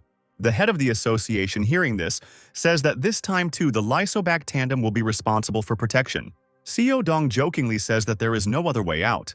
If they cannot stop the enemies, they will die. Lee Changshik says that he will go on the mission since Beck Heron promised him a date. A girl interrupts the conversation and, surprised, reminds the blonde that she already went on a date with him and treated him to meet. Lee and Heron start arguing, and Dawn tells the people from the association that they need A-level volunteers for support. The workers begin to talk among themselves that if the Lee Seaback tandem manages to clear the A-level portal, it will be the first such case in Korea. Pak sums up the results and orders to find 100 level A volunteers and 10,000 ethers for the hunters. Those sitting at the table in the negotiating room begin to discuss the fact that the number of broadcasts is very large. Meanwhile, outside, a broadcast is being broadcast, notifying citizens of the danger. A large number of hunters are already gathering near the portal, at first not understanding why they are here. Lee So-bak are going to be the first to enter the portal, and Don encourages his partners that the sooner they finish here, the sooner Beck and Lee can go on a date. The brunette wishes his partners good luck, and the three of them enter the portal.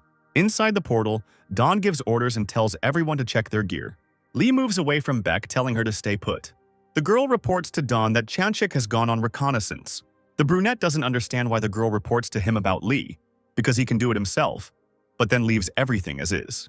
Having analyzed the situation, Don orders the hunting parties. In reality, Ho is trying to call his friend Han and is annoyed that he hasn't picked up for so long. Daesung, not understanding what happened, tells his friend about his move, and Ho says that an emergency happened. The guy tells Han that a level A portal has opened in Gangnam, and the association demands that all hunters go there. Daesung learns that an emergency happened near his new home and wonders why so many people are gathering.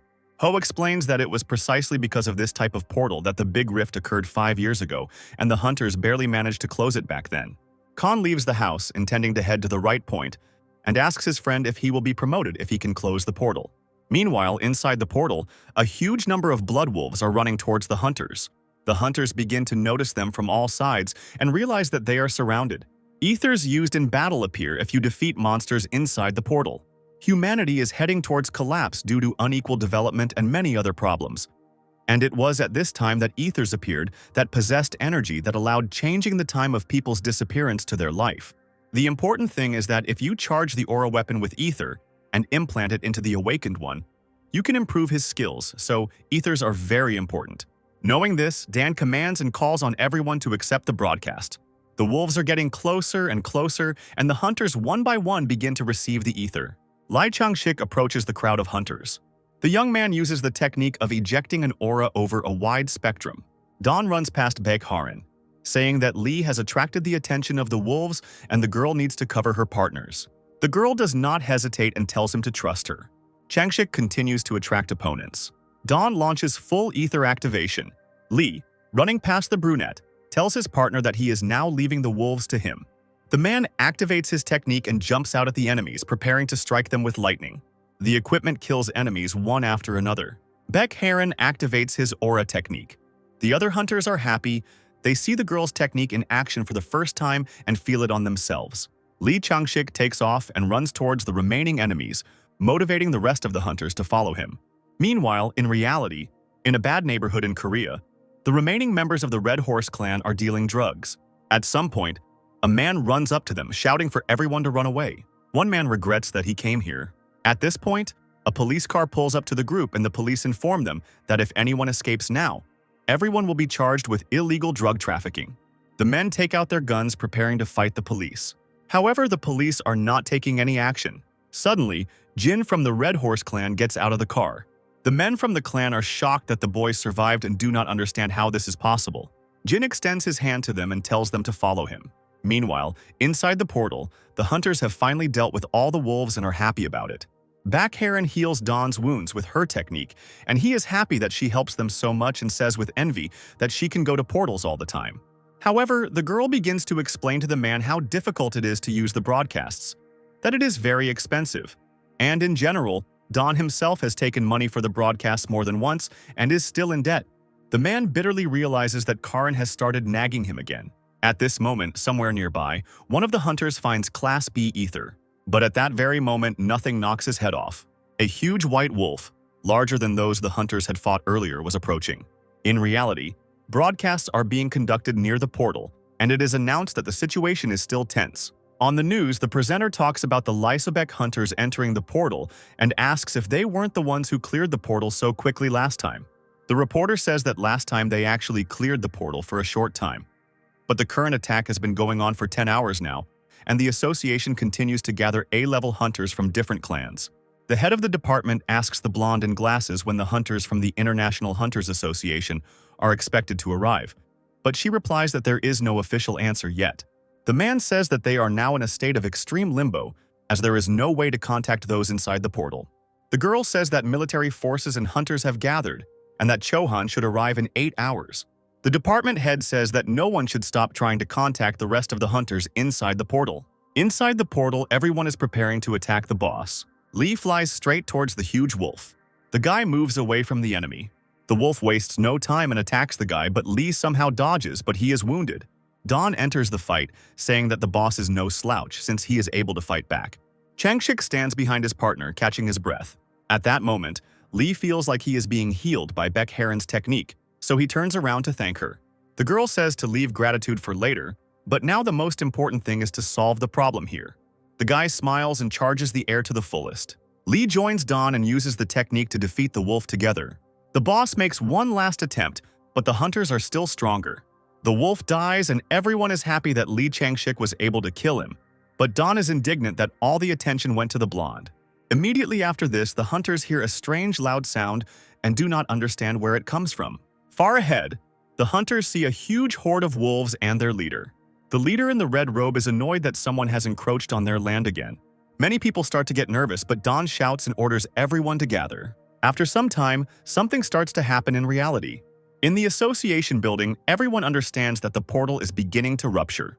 The blonde in glasses doesn't understand how this is possible, since the hunters are still inside. The head of the association nervously says that this could be the case, that the entire Lysobak team is dead.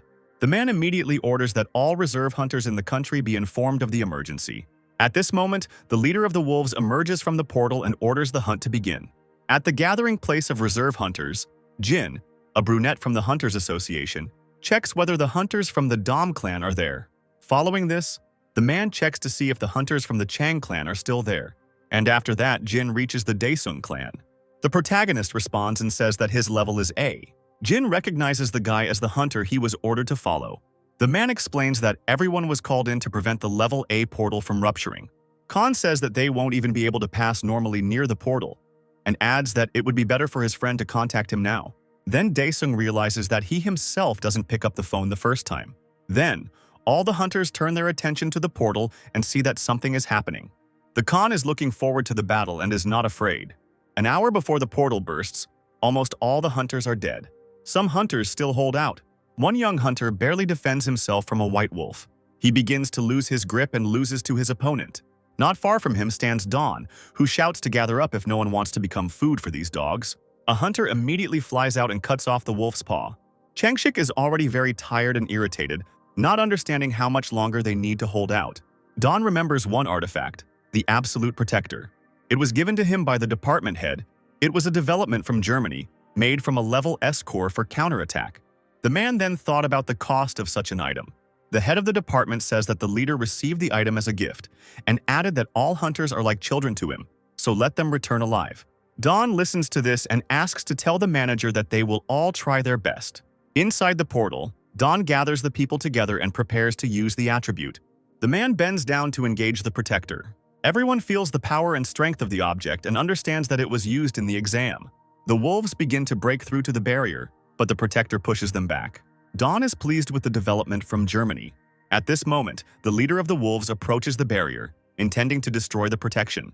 The creature jumps onto the barrier, but it pushes the enemy away. Hunters are glad that they are not so easy to get to. One of those present asks Dawn what their plan is, to which the brunette replies that now they just need to hold out. Dawn explains that if something doesn't work out, you first need to stay alive and then figure it out. Some hunters talk among themselves and come to the conclusion that there is no plan. It turns out that in the crowd of hunters there is the very same maniac who decides to change the situation with the portal. Something starts to happen to the portal outside, and the leader of the wolves notices it. The outline of the city is visible in the portal. The creature approaches the teleporter, sensing that beyond it he will be able to find something to profit from. The leader and the white wolves cross the portal and run into the military. Monsters defeat armed forces, destroy drones. Because of this, the broadcast is interrupted and people from the association cannot see everything that is happening outside.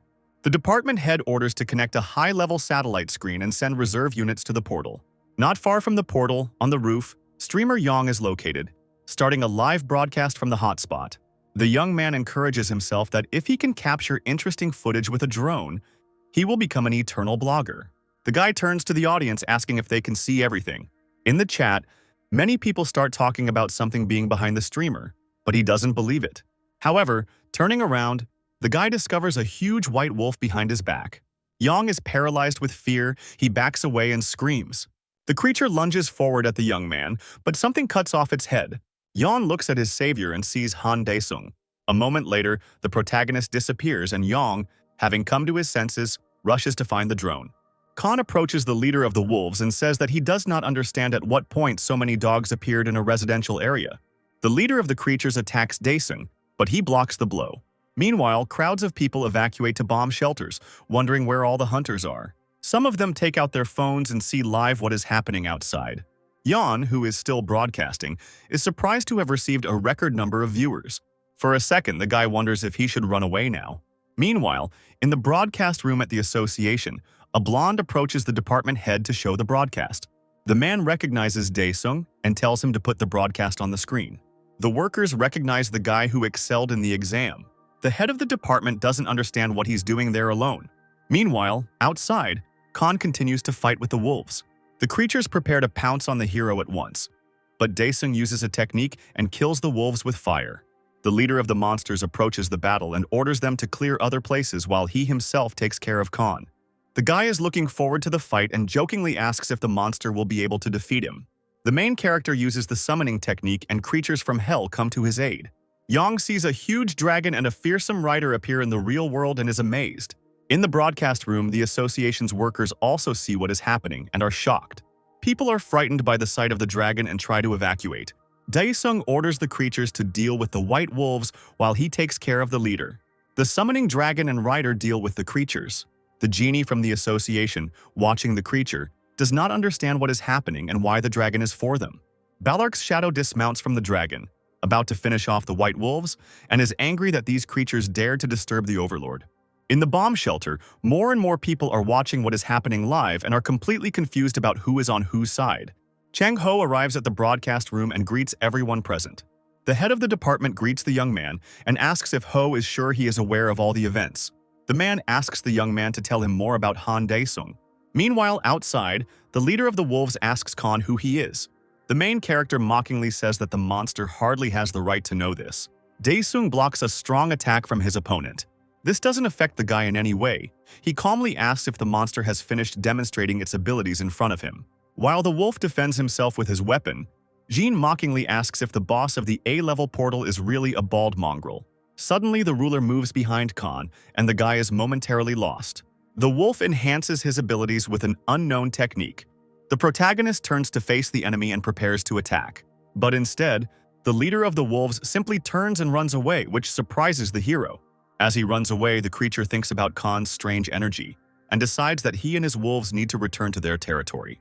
Daesung immediately catches up with the wolf, wondering why this creature runs on 2 legs instead of 4, as dogs are supposed to. The main character kicks the opponent, causing him to lose his balance.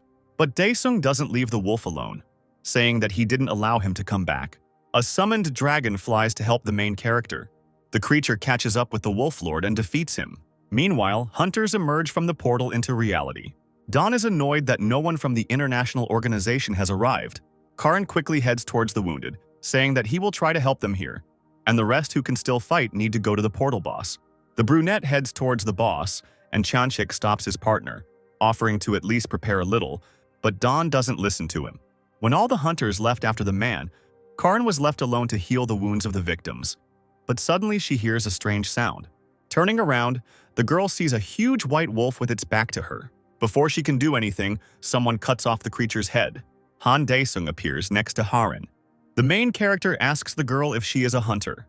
Beck can't understand why the guy is so strong, because even Lee is influenced by the wolves. A moment later, Changshik appears and attacks Han. Karin shouts at his partner, not understanding what he is doing. Lee, slipping past Dae-sung, is shocked that he is an ordinary person. Stopping and turning towards the main character, Lee does not understand how the guy so deftly dodged his attack. The blonde apologizes to Khan, saying that he mistook him for a monster.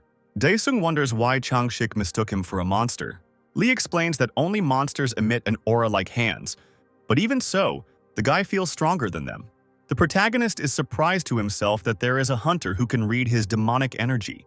Finally, Changshik introduces himself to the protagonist as the leader of the Joseon clan. After successfully closing the portal, Pak gathers the S-rank hunters in his office and thanks them for their help. Don says that the chairman's gift came at just the right time, and the protector saved the lives of many. Lee interrupts the conversation, asking with displeasure how the monsters were able to get out through the portal in the first place. Harin keeps the conversation going, asking about Dae-sung and how he became a strong hunter so quickly. Pak reassures the hunters that they can ask him about everything themselves, but now it is important to him whether they agree to accept Han into S-rank. Don replies that there is hardly any need for this, since society has already accepted Dae-sung as a high-ranking hunter. Karin sadly says that she is for the promotion, but now the association will have such a strong hunter, and they will no longer be used. Changshik agrees to the promotion, saying that there is no way out of it now. Pak asks the opinion of the last S-rank hunter, Chohan. An adult man in a red and white mask replies that Khan had such a high rank from the beginning. Meanwhile, the surviving Yeon starts a live broadcast and introduces a special guest on the air, An Dae-sung. The blogger begins to ask the old man how he knows Han Dae-sung, and the man begins to tell his story of how he met him. At this moment, the main character's friend, Ho, sees that the entire internet is filled with news about Khan. The guy understands that this is a great success for them. Dae-sung comes to Ho's office and his friend greets the hero. Ho praises Dae-sung, talks about how precious he is, and Han doesn't understand why Ho once told him to get lost. The guy explains himself, saying that he was simply worried about his friend. Dae-sung drops the topic and asks why Ho called him. A friend solemnly tells a friend that it is time to pick up the S-rank license. Outside the association building, journalists from different countries crowded together, wanting to meet Han Dae-sung, who had become famous throughout the world. Sometime later, a raspberry arrives at the main entrance of the building, from which Han and Ho emerge. Pleasant words and praise for the main character are heard everywhere, and he notes that Chan Ho did not lie. A friend immediately appears next to Khan and tells him to wave to his fans. The main character reluctantly waves his hand and joyful cries are heard all around. Inside the association building, the guy is met by Pak and thanks him for closing the A-rank portal, adding that he helped the association a lot. Sitting next to Ho, he replies that they were just doing their job. Pak asks the secretary to help with something. The girl brings a small chest with a Hunter S-rank license card, and Ho says that ordinary people don't get such an honor. Pak congratulates the protagonist on his rank promotion. The man also adds that the association can now help the guy with some things, and Dae-sung asks about it again.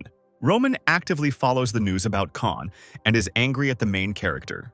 Pak recalls Chohan's words that, due to Khan's high level, the association would hardly be able to refuse his request. After some thought, Dae-sung voices his desire to allow his summons to raid portals on their own. Pak is shocked by such a request he can't even answer. There is also an unknown girl keeping an eye on Han Dae-sung's progress. A girl from the Fortis clan, Ryu So, the 5th in the hunter rankings. Young, with a bob cut and facial piercings, Rue emerges from the room and addresses her father, Jones.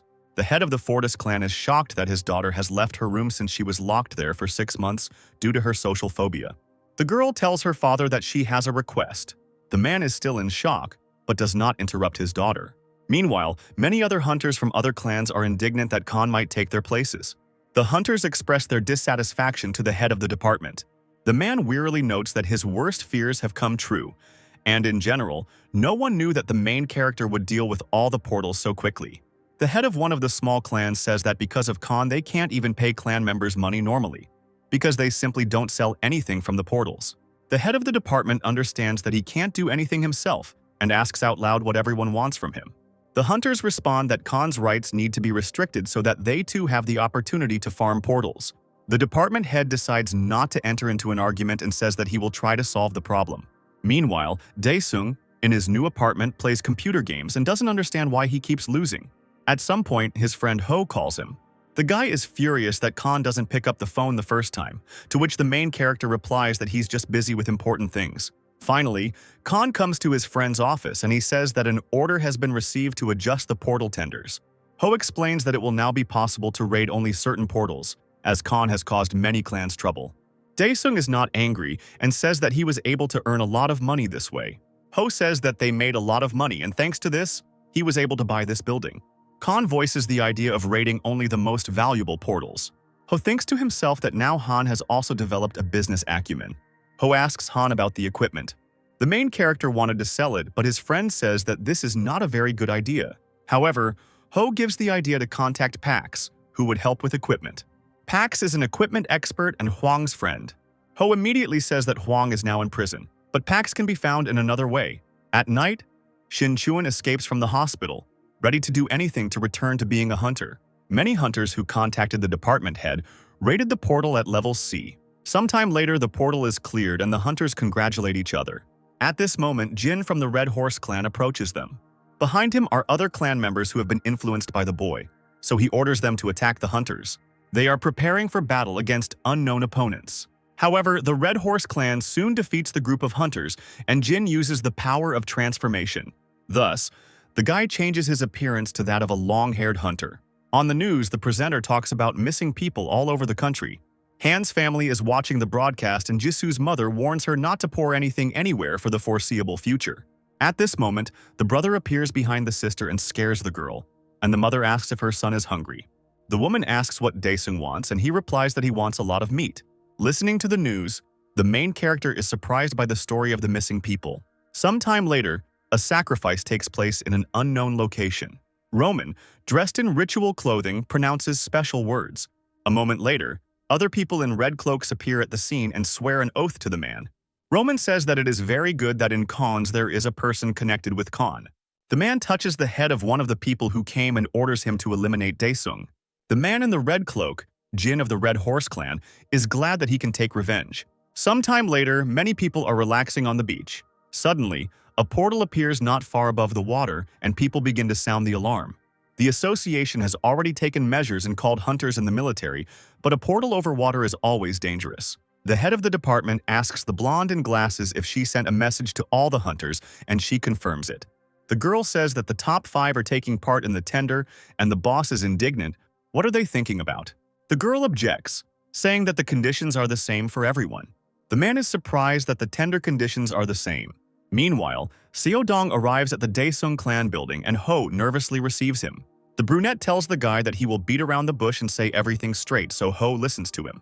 Han says that he offers to cooperate with his clan of ravens in clearing the portal that has appeared. Ho is embarrassed and doesn't know how to respond. At that moment, Lee Chang-shik comes to them, and Ho is shocked that a hunter of such a level has come. Lee turns to Don, not understanding why he is there, since he asked for time off to play with the children. Chang-shik also offers Ho cooperation with his clan. Chando is even more nervous about the proposal. Meanwhile, Baek Haran, in the Ocean Clan meeting room, says that he wants to help Han as thanks for saving him. The correspondents present at the meeting announce the sensation about Karan Khan's rescue. In the Marble Clan, the deputy head of the clan, Chohan, reports that he informed Khan of his readiness to provide his clan with a new aura weapon. The deputy, Chohan's older brother, adds that he doesn't understand why they would raid the portals, and besides, the other clan leaders have also started to stir. Chohan suddenly says that he wants to see. The brother doesn't understand what the clan leader is talking about, but he explains that he is interested in power beyond S rank. Khan, meanwhile, is busy protecting his loved ones. He takes their most valuable things. The guy implants one summoned creature into each of these artifacts so that they awaken and protect his mother and sister. The summons swear an oath of protection to the master. After this, Dae-sung leaves the pantheon satisfied. Ryu appears before him and asks if the portal is the source of Han's power. Dae-sung looks at the girl and doesn't understand who she is and where she comes from. She replies that she is from the Fortis clan and gives her name. The guy teases the girl about being a little girl and asks how she knew where to look. The girl approaches the main character. Ryu says that she looks like Daesung and asks him to help her. Khan does not want to listen to the girl and pushes her away. However, suddenly, Ryu disappears. A doll remains in its place and Khan falls into a stupor. Immediately, demonic energy begins to emanate from the toy and the guy recognizes it. Sometime later, hunters arrive at the formed portal and see a huge dragon in the sky in the distance, which is getting closer and closer. Khan jumps off the summoned creature. The other hunters are happy about the arrival of the protagonist. Not far from the main character, on the pier, sits Ryu, who seems to be driving away someone invisible. After a moment, she falls silent and Daesung approaches the girl, asking if she is from hell. The girl jumps up and agrees with the guy, happy that he understood her. Looking at Ryu's behavior, Han can't understand what's wrong with her. The girl jumps around the main character, explaining that when he is around, the noise in her head stops. Before Ryu could finish his speech, Baek Harin suddenly appeared next to him, telling him to stop talking nonsense. Ryu regrets that another huntress came and gets attention from Han. Karin announces that she has been appointed as the main support for the main character. Turning around, the guy wearily notes that more and more bastards are taking a ride on his back. Ryu is angry that Daesung doesn't pay attention to her anymore. Baek sees Ryu's condition and approaches her, saying that she was the one who healed the hunters who suffered because of Ryu and her cursed skill. Daesung turns to the girls, asking if they are finished. Karin is surprised that the guy didn't even look but looked away, and Ryu is happy that the main character took her side. Finally, the hunters disperse into boats and head towards the portal. Ryu is secretly glad that she doesn't feel pain when she's with the main character. Following Han's boat is a long-haired hunter, whose appearance has been taken by Jin from the Red Horse clan. As they approach the portal, Karin notices that visibility is too poor, leaving them vulnerable. Baek uses the light detection skill. The surroundings become much brighter, and the hunters thank Karin. The huntress warns the others that something is coming.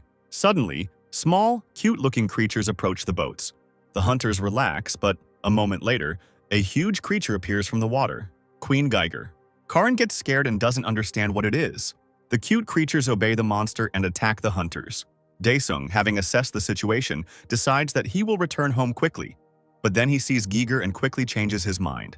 The guy decides to turn to Ryu. He tells the girl that if she helps him, he will help solve her problem. The girl can't believe her happiness and is sincerely happy. Daesung tells Ryu to calm down and asks her to get the monster out of the water. The girl smiles and promises to carry out the assignment. Meanwhile, Khan contacts Karin via radio. At first, the huntress doesn't understand about the creatures on the fly that the guy was talking about. However, she soon sees large insects attacking the ships. Jin of the Red Horse clan sees the hunter's vulnerability and decides it's time to attack. The guy uses the power of stealth. Ryu, meanwhile, prepares to dive to fulfill Han's request. Some of the hunters from the Fortis clan are worried about the girl. Meanwhile, in a cafe, Ho meets a girl who approached him. A girl in a black cap greets a guy and says that she just arrived recently. Finally, Ho and Shin introduce themselves to each other. Inside the portal, Ryu swims up to the monster. The girl studies the enemy better. On the surface, Karin warns everyone to focus on the battle. Han, watching from afar, sees the boss emerge and suspects that Ryu did everything correctly. Taking out his weapon, the main character looks forward to the fight. Using a technique that allows him to fly, Daesung gets closer to the enemy. Han uses a technique that creates a fireball directed at the enemy. Pleased that his opponent is almost defeated, Daesung talks to him mockingly. Ryu, seeing Han, is happy that the guy has exceeded all her expectations. The girl believes to herself that he will help her get rid of the annoying noise in her head. Ryu yells at Han, reminding him of his help to her. Daesung tells her that she needs to wait. Baek Harin continues to fight off large insects on the ships. The hunters use aura weapons and the girl asks them to concentrate better. Other hunters swim up to Karin's ship, offering their help. The girl replies that she needs help at 11 o'clock. However, among the hunters there is Jin from the Red Horse clan, who leads them and suggests that they kill Harin first. As Jin approaches the huntress who doesn't sense the guy behind her, he feels threatened. Han Daesung appears behind him. The protagonist is surprised that Karin hasn't finished yet. She replies that she is trying her best. Han approaches the girl, not noticing Jin. Jin looks at Daesung and thinks that this is his opportunity to get revenge. The main character launches a burning technique to finish off his opponents. The technology is very large-scale and Baek pulls Daesung up, saying that he could harm people. Immediately, Jin begins to appear next to the hunters.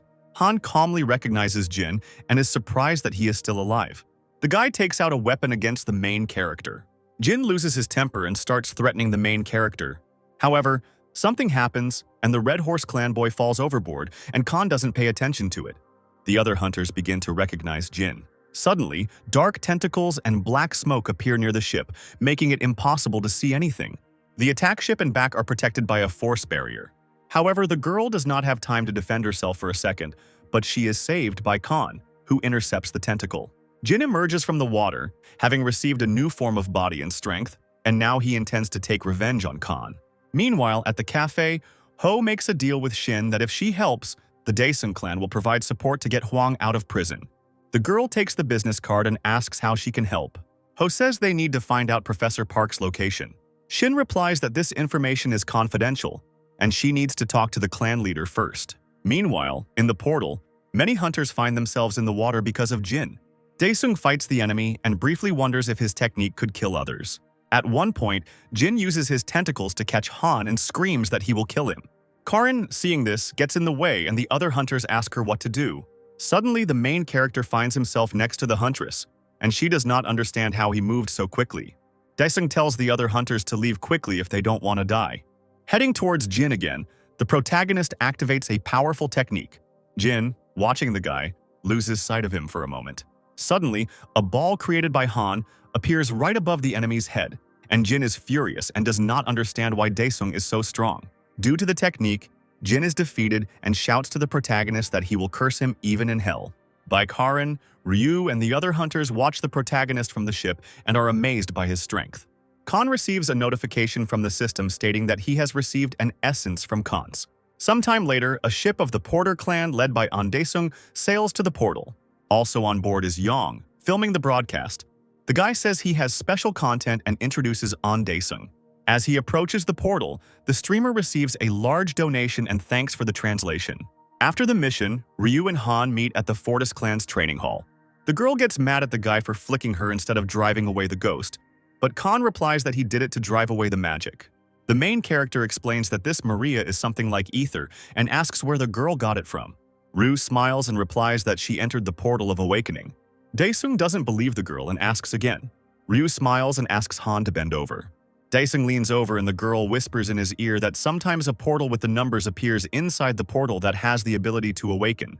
She continues by saying that she wanted to wake up so badly that she entered him despite the danger. Khan wonders if a portal has even opened to hell. Suddenly, the guy receives a notification from the system that a quest has begun due to an invasion, and he gets furious about the news. The protagonist turns around and walks away from Ryu, saying that it's time for him to go. Meanwhile, in the prison for hunters, they came to Huang. The man sits quietly and waits to be released. Shin Chun came to the prisoner and greeted the leader. The clan leader smiles and says that he is glad to see the student healthy. Huang told the girl that Pa could help her restore the destroyed Aura Reservoir, but the Red Horse clan was involved.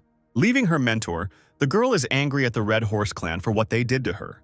Meanwhile, Khan comes to the Pantheon with a servant and does not understand why the system notifies about this. Ryu immediately appears behind him, and Daesung gets scared, not understanding how she got here. The girl says that she wants to handle magic just as well and asks Khan to teach her. After receiving information about Ryu from the system, Daesung wonders if he accidentally made her a servant when he placed the seal. Looking at the girl, he decides what to do. A moment later, the protagonist grabs the girl's hand and summons a portal to the Ghost King's domain. The guy and Ryu begin to be transported to a new location. Once in a new place, Daesung finds himself chained to a wall. Ryu immediately appears in front of the guy. There is a table next to them on which lie various tools. Daesung turns to the student and asks her to unlock the shackles. Ryu asks why Han can't break the shackles with magic, but the protagonist says that his magic is blocked. Ryu smiles and says he'll try. A moment later, the shackles fall and the protagonist asks the girl how this happened. Ryu smiles and says that she seems to fit in with this place. Looking at Ryu, Han realizes that it seems like her skills have actually improved. After a while, sounds are heard and Daesung says that the jailer has arrived. A ghost collector walks the corridors of the premises. Ryu asks Han if she can deal with him. Daesung recognizes the creature and looks at it. In reality, at this moment, Shin meets with Ho and says that he will take him to Park's lab. In his laboratory, Roman looks at the results of experiments that do not make him happy. However, the man is not upset since he still has enough good samples. Looking at the camera feed, Roman sees Ho and Shin approaching in a car. The man is happy that he can get an A-rank hunter and the leader of the Daesung clan at once. Meanwhile, at the Pantheon, Ryu uses his techniques to attack the collector. The girl attacks her doll, and all the wounds are reflected on the jailer. The enemy is noticeably weakened by the effects of magic. The collector dies, and the girl is glad that in this place her powers are really stronger. Daesung interrupts the student, saying that preparing for the tests is more difficult. Ryu immediately asks the guy how he found out about her skill. Having moved to a new place, the main character notices that he has already passed this route. Han turns to Ryu and asks him to give him his doll. He takes the girl's artifact and says that he will go ahead and call the student when needed. Ryu is touched, thinking that the protagonist goes further because he is worried about her because of the dangers. And Daesung thinks to himself that he can't stand listening to the girl any longer. As Han leaves, he thinks that mentioning the tomb caretaker's recovery is a trap, and messing with him will only lead to delays. Having thought everything over, the main character rushes forward. The thorn bush immediately follows the guy, and Daesung knows that contact with it further reduces speed. When possible, Han speeds up and sees the soul collector ahead. Slipping past the enemy, Khan sees an exit ahead. However, Daesung is again overtaken by the enemy, and he tries to hide from him. A thorn bush immediately appears, approaching the main character, and Khan tenses up. Daesung gets tangled up and the thorns tie him up. Meanwhile, in reality, Shin and Ho arrive at the right place, and the guy, getting out of the car, notes that it was not easy to find it. Shin agrees, replying that she herself has only been to this place once. As they approach the elevator, Ho is surprised that it is so big, and the girl replies that it was never like this before. Roman comes out of the elevator and introduces himself as Professor Pak's assistant. Meanwhile, in the Pantheon, Ryu sits and waits for the protagonist, when suddenly she hears him calling her. Khan shouts that he called her several times and asks to quickly exchange for a doll. The girl gets up and is about to fulfill Daesung's request. Ryu quickly teleports to the right place and finds himself right in front of the monster. She doesn't get lost and grabs the doll to attack the soul collector. However, the monster is Khan in disguise, and the boy warns the girl that he is not dangerous. When Ryu asks why the guy looks like that, Daesung doesn't answer and is about to open the secret passage. A passage down into the dungeon opens before the heroes. After descending, the hero discovers the Ghost King below, and the system notifies Khan of the enemy's danger. Peeking out from behind cover, Daesung regrets that he and Ryu were late. The creature in front is casting special spells and does not yet see the protagonist with the student. Khan explains that the king has already become a puppet of the heavenly forces, so it is now more difficult to kill him. After learning Ryu's stats, Daesung levels up one of Ryu's instant death techniques, and the girl senses it. The protagonist explains that now Ryu will not die after using the technique, but will lose consciousness. The girl confirms that she now feels much stronger. Han points to the Ghost King and tells Ryu to use the technique on him. The guy encourages Ryu, saying that she will succeed. The girl grabs her doll and is about to use instant death on her opponent. Daesung thinks to himself that if things don't work out, things will be tough for him, so it would be better if Ryu succeeded. Meanwhile, the girl has prepared everything necessary and is now piercing the doll with a special needle. This immediately affects the Ghost King, and he falls down. Khan is glad that everything worked out for his student. Ryu herself, after using the technique, faints and does not react to the guy in any way. Coming out of his cover, Han uses his full buff to finish off the enemy. When approaching the Ghost King, the protagonist uses blood naturalization. The enemy of that time has already woken up, and Khan notices that he is using the Blade of Sin to finish off the hero. However, the Ghost King plunges the weapon into Daesung, and the hero does not expect this at all. The enemy performs a technique to summon a living soul. Thus, the protagonist disappears and penetrates the weapon of the Ghost King. In reality, another hunter is approaching Roman's laboratory. Shin warns Roman that she forgot to warn him about another person who will arrive here. The man looks at the girl and tenses up, asking who she is talking about. After parking, Chohan gets out of the car and approaches Ho and Shin. The girl introduces the hunter, the head of the Marble Clan, and says that he has arrived to cooperate with Professor Puck. Roman notes that they should have been warned about the arrival of such a person. Chohan replies that he admires Professor Park and his inventions. Roan thinks to himself that the S-rank hunter fell on his head at the wrong time, but nevertheless, he introduces himself in a friendly manner as Puck's assistant. Chohan turns to Ho and welcomes him here, to which the young man also responds in a friendly manner. Shin interrupts the men, saying that now everyone is gathered and they can go to Professor Park. Roman looks at the girl and notices that she has good instincts, since she took another hunter with her, and imagines that he will definitely kill her and turn her into a monster. Nevertheless, having brought the visitors to the laboratory, Roman asks them to wait for the professor in this place. Roman leaves, and Ho says that the atmosphere in the lab is not comfortable. While Ho and Shin look around, Chohan hands them 2 bracelets, aura protectors. Chohan adds that it is best to wear them on the wrists. The girl and the young man take the protectors and thank the hunter. Shin shares with Ho that leader Huang advised him to take Chohan with him to the lab for safety. Ho thinks to himself that he has completely forgotten about this hunter and should ask him for help in modifying the aura weapon. Suddenly, something starts to happen in the room, and Chohan warns that it is a trap. The door to the laboratory is knocked down and monsters burst inside. Chohan rushes forward with a weapon, protecting the young ones. The hunter skillfully wields his sword and defeats the orcs running straight at them. Once the monsters are dealt with, Shin and Ho approach Chohan and thank him. The man notices that there is an extremely foul stench in the room. Roman, watching the hunters on camera, happily notes that those who inhale the gas will not be able to avoid other monsters. Anticipating what will happen next, he plans to release stronger opponents. Meanwhile, the protagonist finds himself inside the Ghost King's soul blade.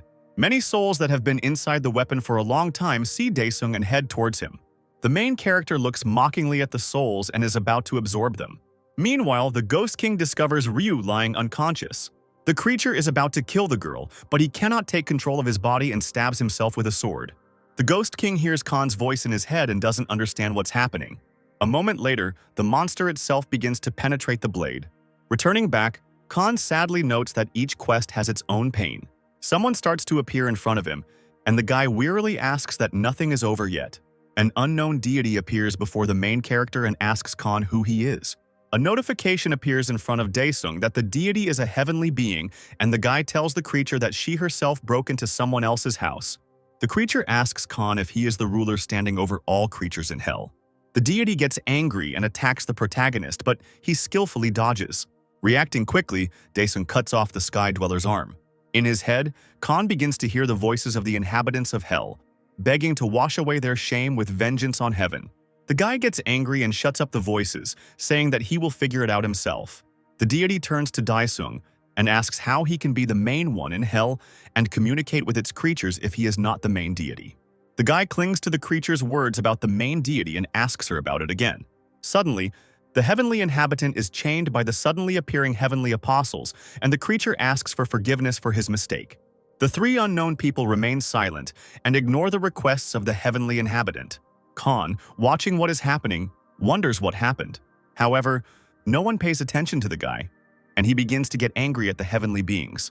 Having prepared himself, Daesung rushes towards the unknown creatures. With one blow, Khan takes out 3 apostles, and the celestial being is shocked at how useless they are. Immediately, the creature's previously severed hand makes itself known, and blood appears.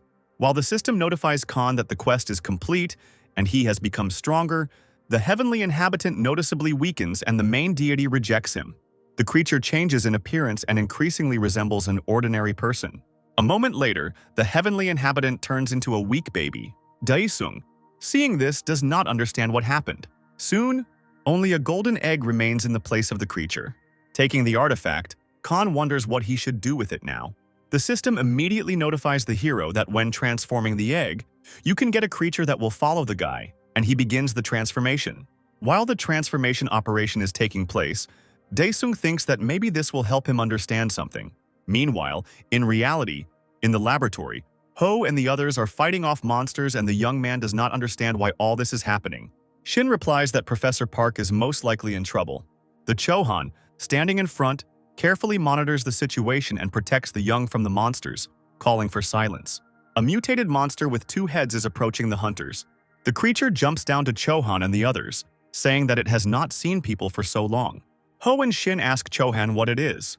The senior hunter replies with horror that what they are seeing is an experiment in merging a human with a monster. Looking at Shin, the monster says that she is very beautiful and hopes that she will become a head next to him. The girl gets angry and takes out a gun to shoot the creature. However, after a burst of shots, the monster smiles as if the bullets had done nothing to him. Then Chohan attacks him with his weapon. The monster mockingly says that the attack was without warning.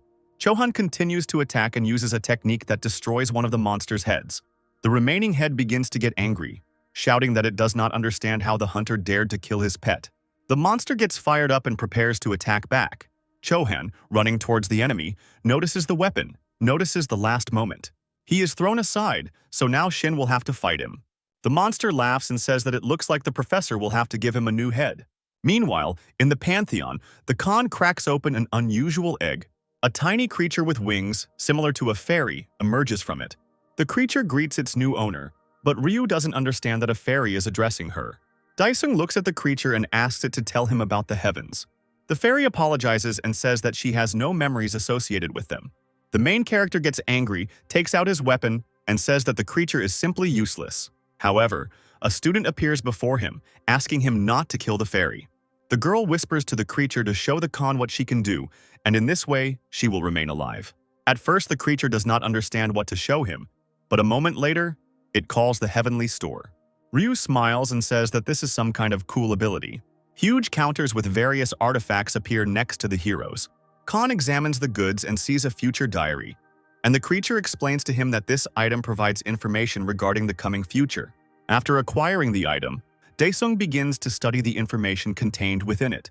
Seeing the future that concerns his friend in the lab, the boy gets angry. A moment later, the protagonist and Ryu return back, and the guy hopes that the girl will get home on her own. Ryu asks to go with him, but Daesung sends her away. The girl asks him again to take her with him, but Khan turns around and sternly asks him not to repeat his words twice. In the lab, Shin continues to contain the monster. Chohan comes to his senses at some point. It turns out that the hunter is a cyborg, and his body consists almost entirely of replaced parts. The man gets up and gets angry at the monster. With renewed strength, Chohan rushes at the creature and strikes it. The monster does not expect such an attack, and the man continues to beat him.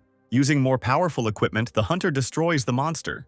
Shin and Ho approach Chohan from behind, asking how he is. Ho thinks to himself that the hunter actually wrote his entire body with aura weapons. Turning to the boy and girl, Chohan says that he needs time for his body to restore the charge of the etheric core. Ho says out loud that the situation is disgusting, and it's as if they are dancing to the tune of the bastard Roman. Roman sees from the cameras that the hunters were able to deal with his monster and regrets that they will have to release another one. He presses a special button, regretting it, because he planned to catch the hunters relatively unharmed. While Chohan is recuperating, Ho silently hopes that he won't die next to such a high-ranking hunter. But before the guy can say anything out loud, a section of the laboratory opens not far from them, and another monster comes out of it. Roman, looking at the hunters, thinks that he needs to take at least parts of their bodies before the summoned goatman tears them to shreds. Shin quickly assesses the situation and believes that the monster is a monster of the beast level.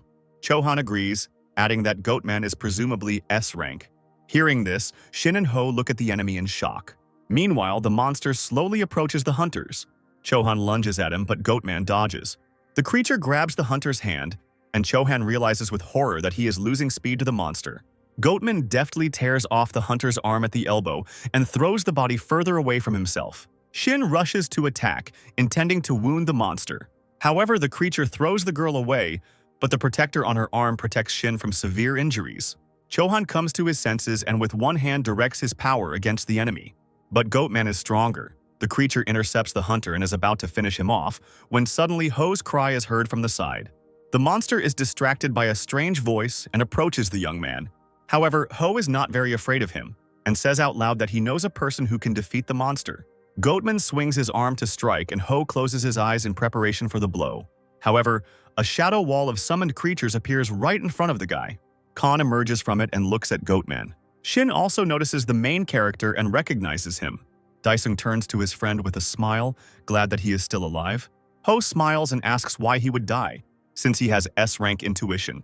However, the friends immediately react to the monster that is approaching Shin. Goatman was about to kill the girl, but Khan's technology did not allow him to do so. Daesung smiles and uses his stealth skill to attack. Goatman can't see Khan, so he attacks everything. The monster uses sound to weaken enemies, and Ho and Shin must cover their ears to avoid going deaf. At some point, Goatman finds Khan. Roman, seeing that Han Daesung came to help, gets furious. The man presses a special button on the control table that will help him defeat the hunters, but regrets it. Roman releases particularly dangerous chimeras, so you need to leave the building as soon as possible. Calmly approaching the elevator, the man notes that even Khan cannot get out of here. In the room where the heroes are, a countdown system is activated, and no one understands what is happening. Khan, on the contrary, is furious that there is too much hassle everywhere. The laboratory compartments open one after another, and all sorts of monsters emerge from there. Ho wonders in horror how many people were experimented on in the lab. Chohan, who came to his senses, says that all these monsters were created by the ampules of awakening. Ho, seeing the state of the senior hunter, tells the protagonist that he will have to deal with all the monsters. Looking around the room, Daesung notes that he could melt everything inside. So the guy uses technology to transport everyone to the Ghost King's domain. Ho and Shin look in shock at the change of territory and are amazed at Han's abilities. Chohan is also surprised, realizing how strong the main character is. Daesung calmly orders the army of the undead to rise.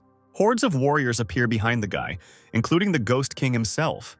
The Khan orders them to exterminate all enemies in the territory. While Khan's warriors fight with their opponents, the main character himself tells his comrades that they are safe.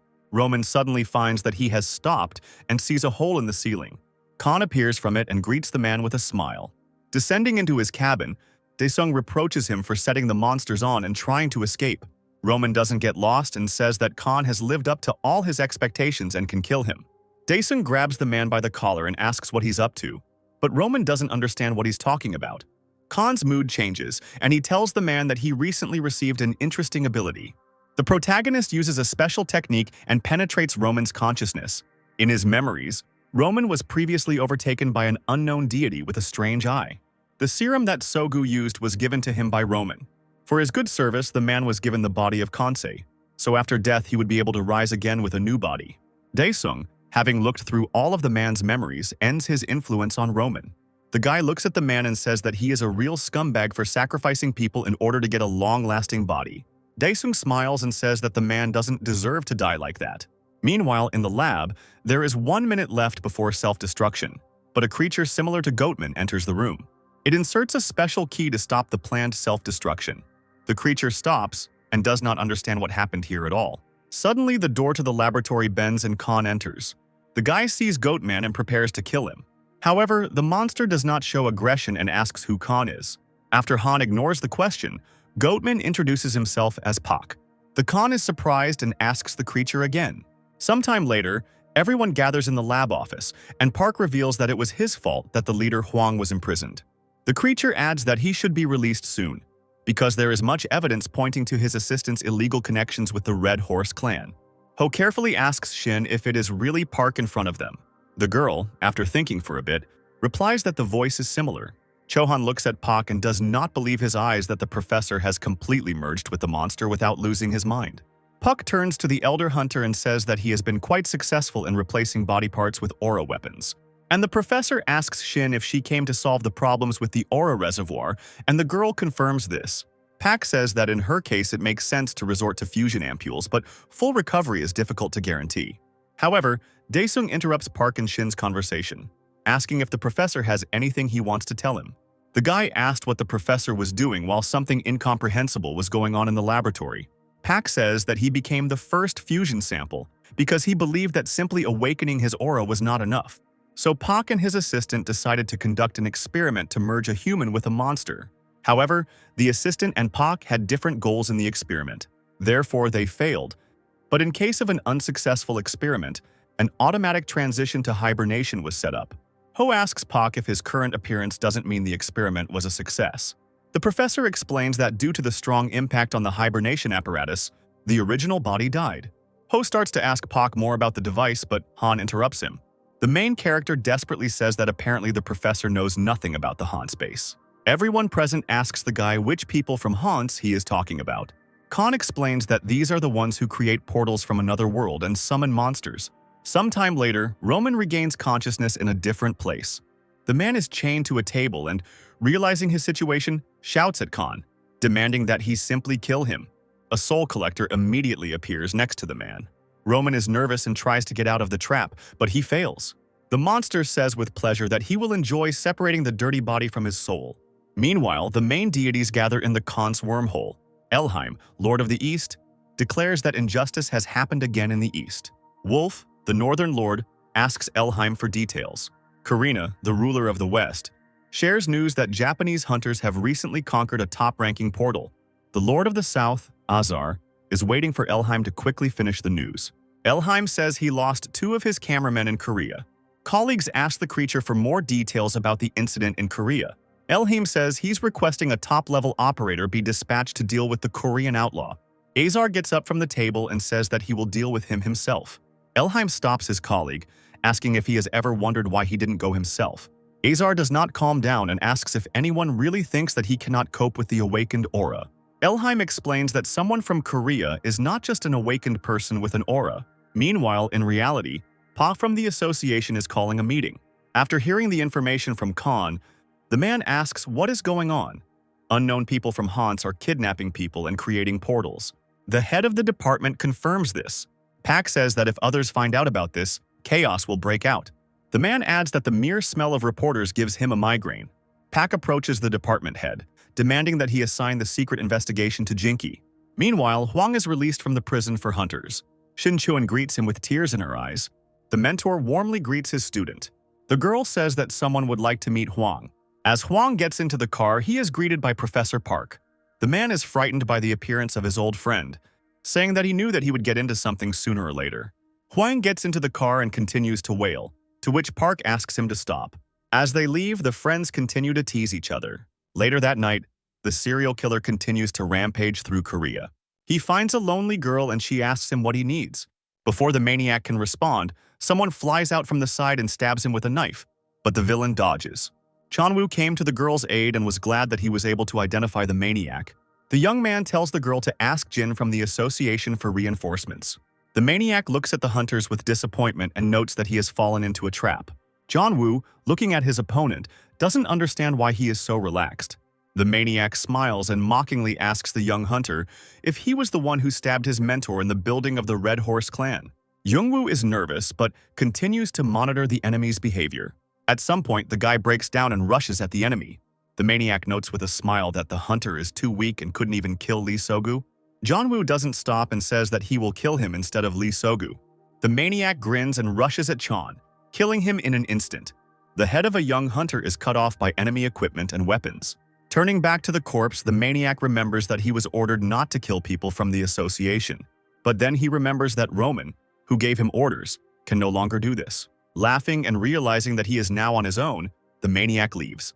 At the association, the department head watches the video that Jongwoo filmed before his death. The man understands that now they know the enemy by sight. The department head asks if the maniac has been identified, and Jin from the association explains that it is Cho, who was active 3 years ago. After analyzing the situation, Jin adds that most likely the organization from Hans lured many hunters to their side. The boss asks about Jack from the portal search team. Jin explains that Professor Park's assistant appears to be a fake, but according to Ho, he is dead. The department head tells his subordinate to reveal information about Hans to the S-rank hunters. The man also says to involve all the hunters of the association to catch the enemy. Meanwhile, Ho meets with Don, and the hunter says he'll get straight to the point.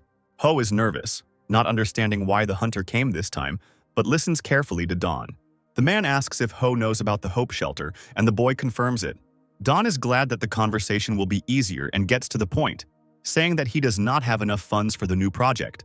Eventually, the man and the young man come to an agreement, and Don says that Do can count on his help at any time. Ho says that they haven't decided anything yet and he needs to discuss everything with Han, to which Don agrees. As he leaves, the hunter tells them to try to make a decision as soon as possible. Ho, after Don's departure, is surprised that he needs to donate 400 billion to develop the project. Meanwhile, Lee Changshik goes jogging. Suddenly, a tall, dark-skinned man with dreadlocks appears in front of him. The hunter stops and looks at the stranger, asking who he is. Instead of answering, the man attacks the young man. Changshik quickly reacts and retreats, telling the man that his attacks are weak. Lee attempts to strike his opponent, but he manages to block the hunter in time. The fight stops for a second, and the black man says in English that Changshik is cool. Immediately, the stranger pronounces the name of the technique. The man immediately rushes at Changshik, and he, in horror, realizes that he cannot move. The stranger raises his fist to hit the young man. At the last moment, Lee moves to protect his face and block the blow. Meanwhile, at the orphanage, Don explains to his subordinates the details of the plan to improve the orphanage. The subordinate asks the hunter if the Daesung clan is capable of donating such a sum. The man explains that by protecting S-rank portals, a person receives huge amounts of money, so there is no need to worry. Suddenly, Don turns his attention to the window. The man feels someone's presence. The hunter rises from his desk and tells his subordinate to begin the evacuation. At first, the girl doesn't understand why the man is so excited, but Dawn doesn't have time to explain. A tall blonde man approaches the shelter building. Dawn immediately attacks him with a weapon. However, the stranger reacts in time and blocks the attack. After moving away, Dawn feels the enemy's strength since he was blocked. But this doesn't frighten the man at all, on the contrary. He's happy to practice fighting here, since there are no free portals. A strange blonde man attacks Dawn. However, the enemy's technique is unusual and his attack stops near Dawn. At first, the hunter doesn't understand what it is, but then he guesses that it might be an egg. Meanwhile, at home, Ryu creates a Chucky doll from Han's hair.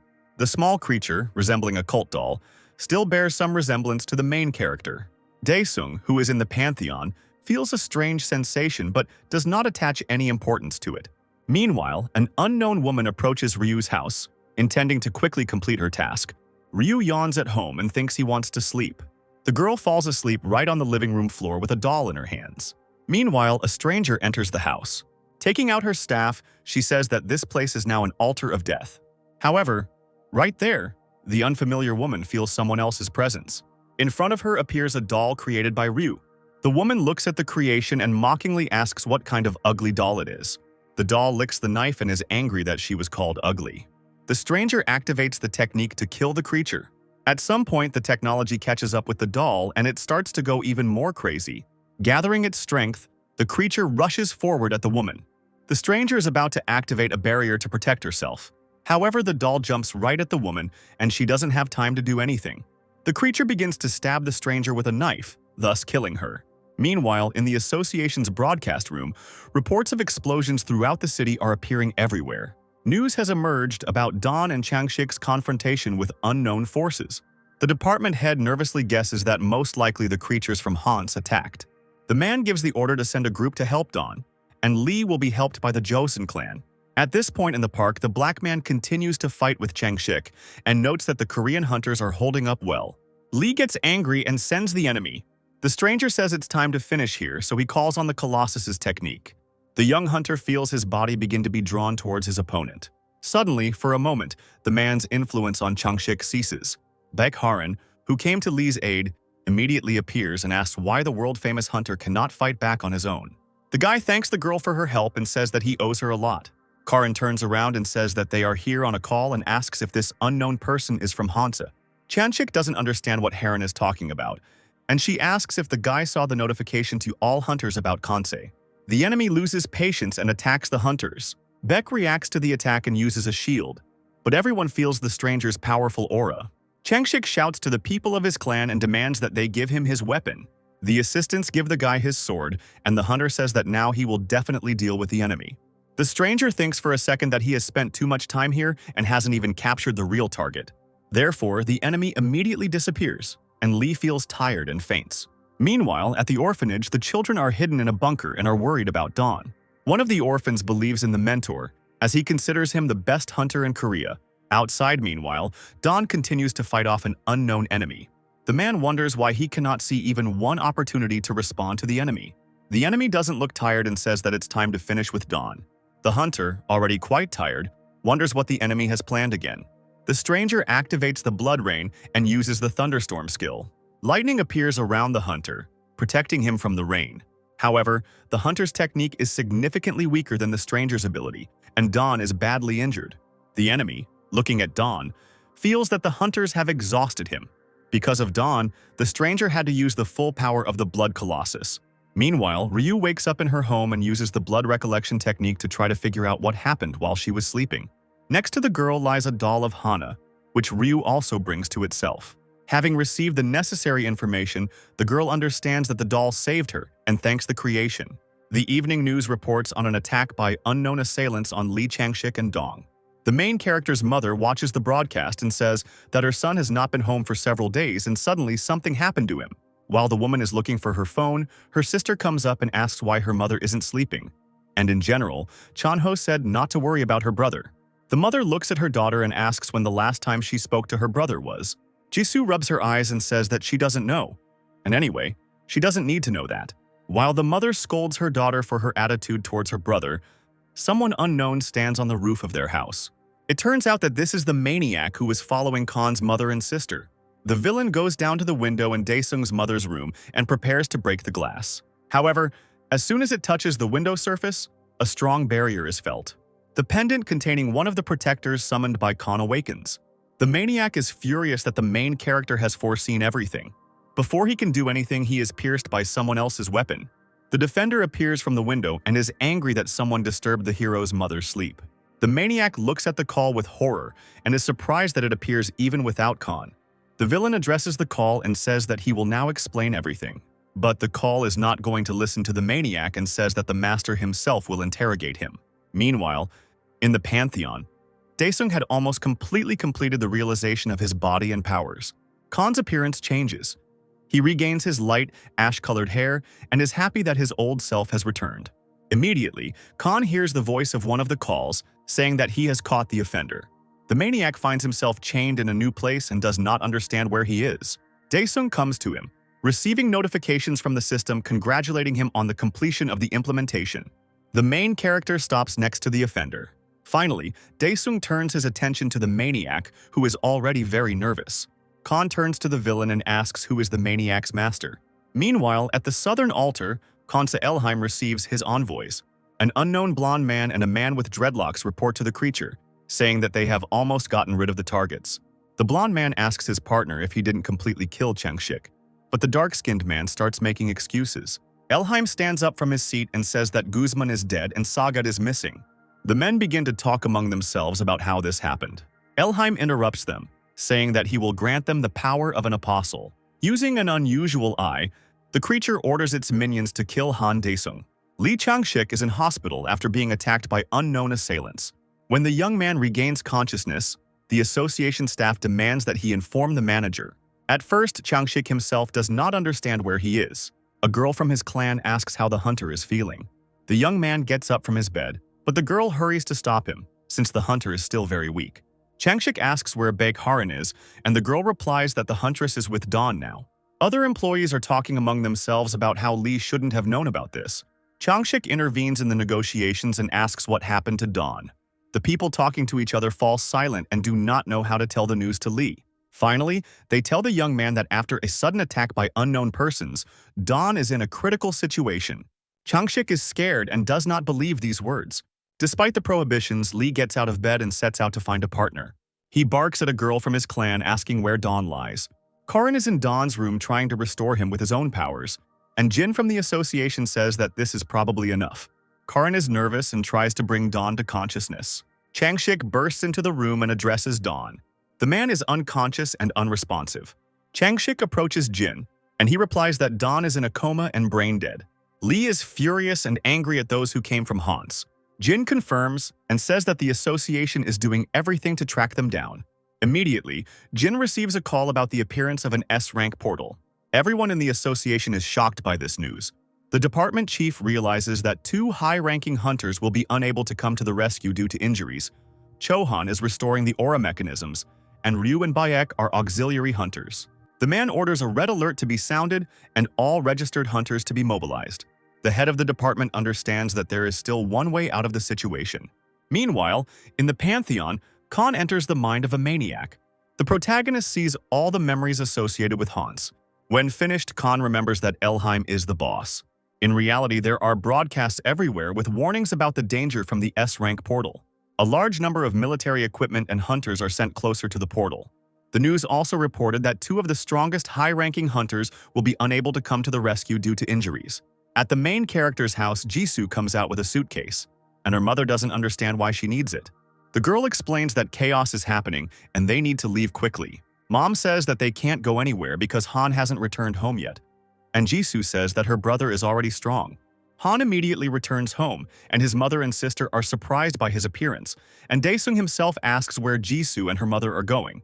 The sister explains to her brother that a high-ranking portal has appeared and they need to evacuate. Hearing this, Khan turns to his mother. The guy tells the family to sit quietly at home because they are safe here. The main character adds that he will calmly deal with all the monsters. Mom and sister are shocked, but they don't say anything. Daesung anticipates the battle and leaves the house. Meanwhile, more and more military equipment is approaching the portal. Khan arrives at the portal and looks at it, suspecting that he is being lured inside on purpose. The department head, watching the situation through the cameras, is furious that the creatures from Haunts were able to create an S-rank portal. A blonde in glasses immediately approaches him and says that the Daesung clan has made a bet on clearing the portal on its own. The head of the department cannot hide his relief and loudly rejoices. The man immediately calms down and says that he was apparently overexcited. He orders everyone to prepare for the break and to leave the cleanup to Khan. The head of the department orders the girl to pass this information on to all hunting groups. On the street, the association staff divide the hunters into different subgroups for the attack. The hunters talk among themselves, not understanding who is going to clear the portal. Immediately, a notification comes with information about the clan that will clear the portal, and Khan flies next to the hunters on a dragon. The head of the department and others in the broadcast room see the main character on cameras. Between themselves, the man and the blonde with glasses believe in Daesung. Reporters are also monitoring the situation with the portal and immediately go live. Finally, Han crosses the portal and feels how cold it is inside. The guy is immediately attacked by the dark-skinned envoy of Haunts with a magnetic storm. Daesung doesn't get lost and directs his dragon towards the enemy to attack. The man attempts to block the blow. Khan notices that the enemy has completely rushed away from him. Khan jumps off the dragon and heads towards the enemy. In flight, the main character attacks the man and waits for him to finally emerge from hiding. The enemy says that Daesung is too strong to be a hunter. Khan ignores the praise and asks if his opponent has said everything. The man uses the Apostle's technique to attack. Immediately after this, the man noticeably improves his characteristics. The enemy anticipates that he has become noticeably stronger than Daesung and is preparing to attack. At that moment, a huge meteorite flies towards Khan. However, the main character is only amused by everything that happens. Therefore, Daesung activates his magic release technique. The man feels Khan's strength and does not understand where such power comes from. Behind the main character, there is another enemy, a blonde man. Daesung turns around and mockingly asks why the enemy is so eager to get into the grave. The blonde looks at the guy and becomes wary that Khan knew about his presence in advance. The meteorite is approaching the protagonist, so he takes out his weapon and summons equipment. The blonde sees Daesung calmly cutting through a meteorite and doesn't believe that someone can be that strong. Daesung immediately grabs the enemy by the throat and says that everyone always gets into trouble when using a skill. Khan asks the blonde where the big-eyed boss is. At this moment, many Elheim eyes appear around the main character. Daesung is glad that the enemy has finally appeared. Daesung throws the blonde aside, as he is no longer interested in him. Elheim says that he feels that the boy's strength was not given by awakening and is going to test the hero himself. The enemy uses a petrification technique that also affects his minions. Khan says it's his turn.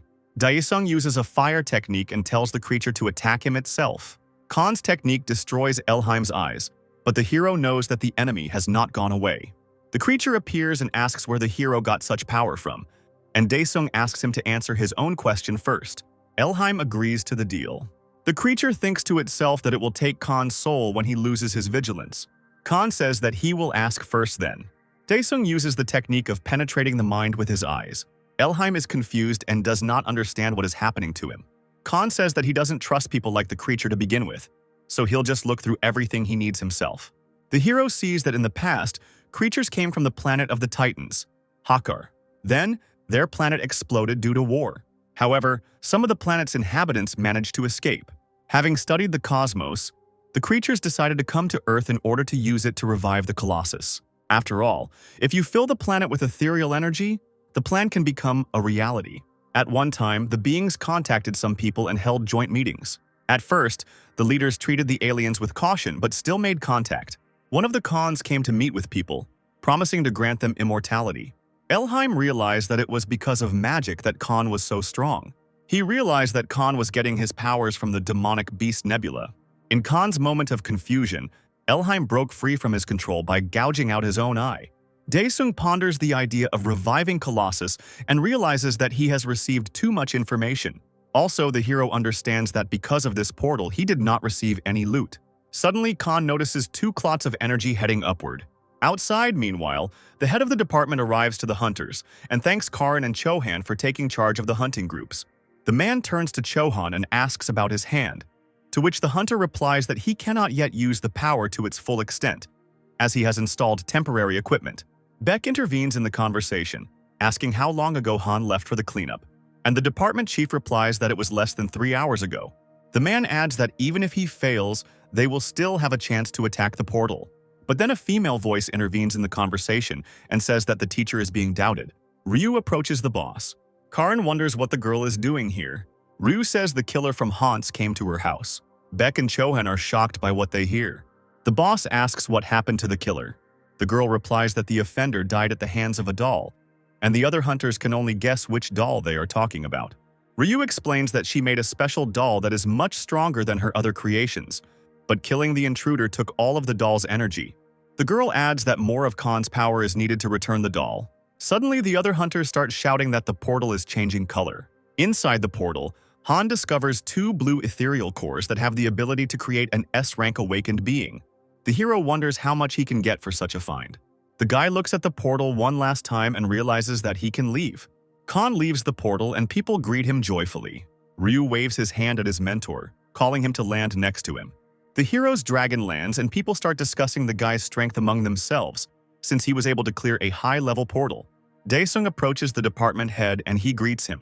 The man thanks Khan on behalf of all associations. The other hunters also shout words of gratitude, and Daesung listens to them tiredly. The guy notes to himself that he feels awkward because of such praise. Ryu immediately runs up to the hero and asks what kind of monsters were in the portal of such a high rank. Karin and Chohan silently look at the girl who approached Khan. Daesung states that there were no monsters inside the portal. The head of the department hears this and does not understand how this is possible. The guy explains that there were 3 people inside the portal, Elheim and the 2 who attacked Lee and Dawn. Karin finds out who Khan is talking about and gets angry. The head of the department still doesn't understand how this is even possible. He tells the guy out loud that the association will be in charge of the portal from now on. Chohan intervenes in the conversation and asks what kind of bug-eyed creature they are talking about. And Beck asks what happened to him. The Khan says that he killed the people and the bug-eyed one ran away. Daesung explains that he understands that Elheim is the middle boss, but there is someone higher up. Ryu interrupts the conversation, asking if Han managed to get anything inside the portal.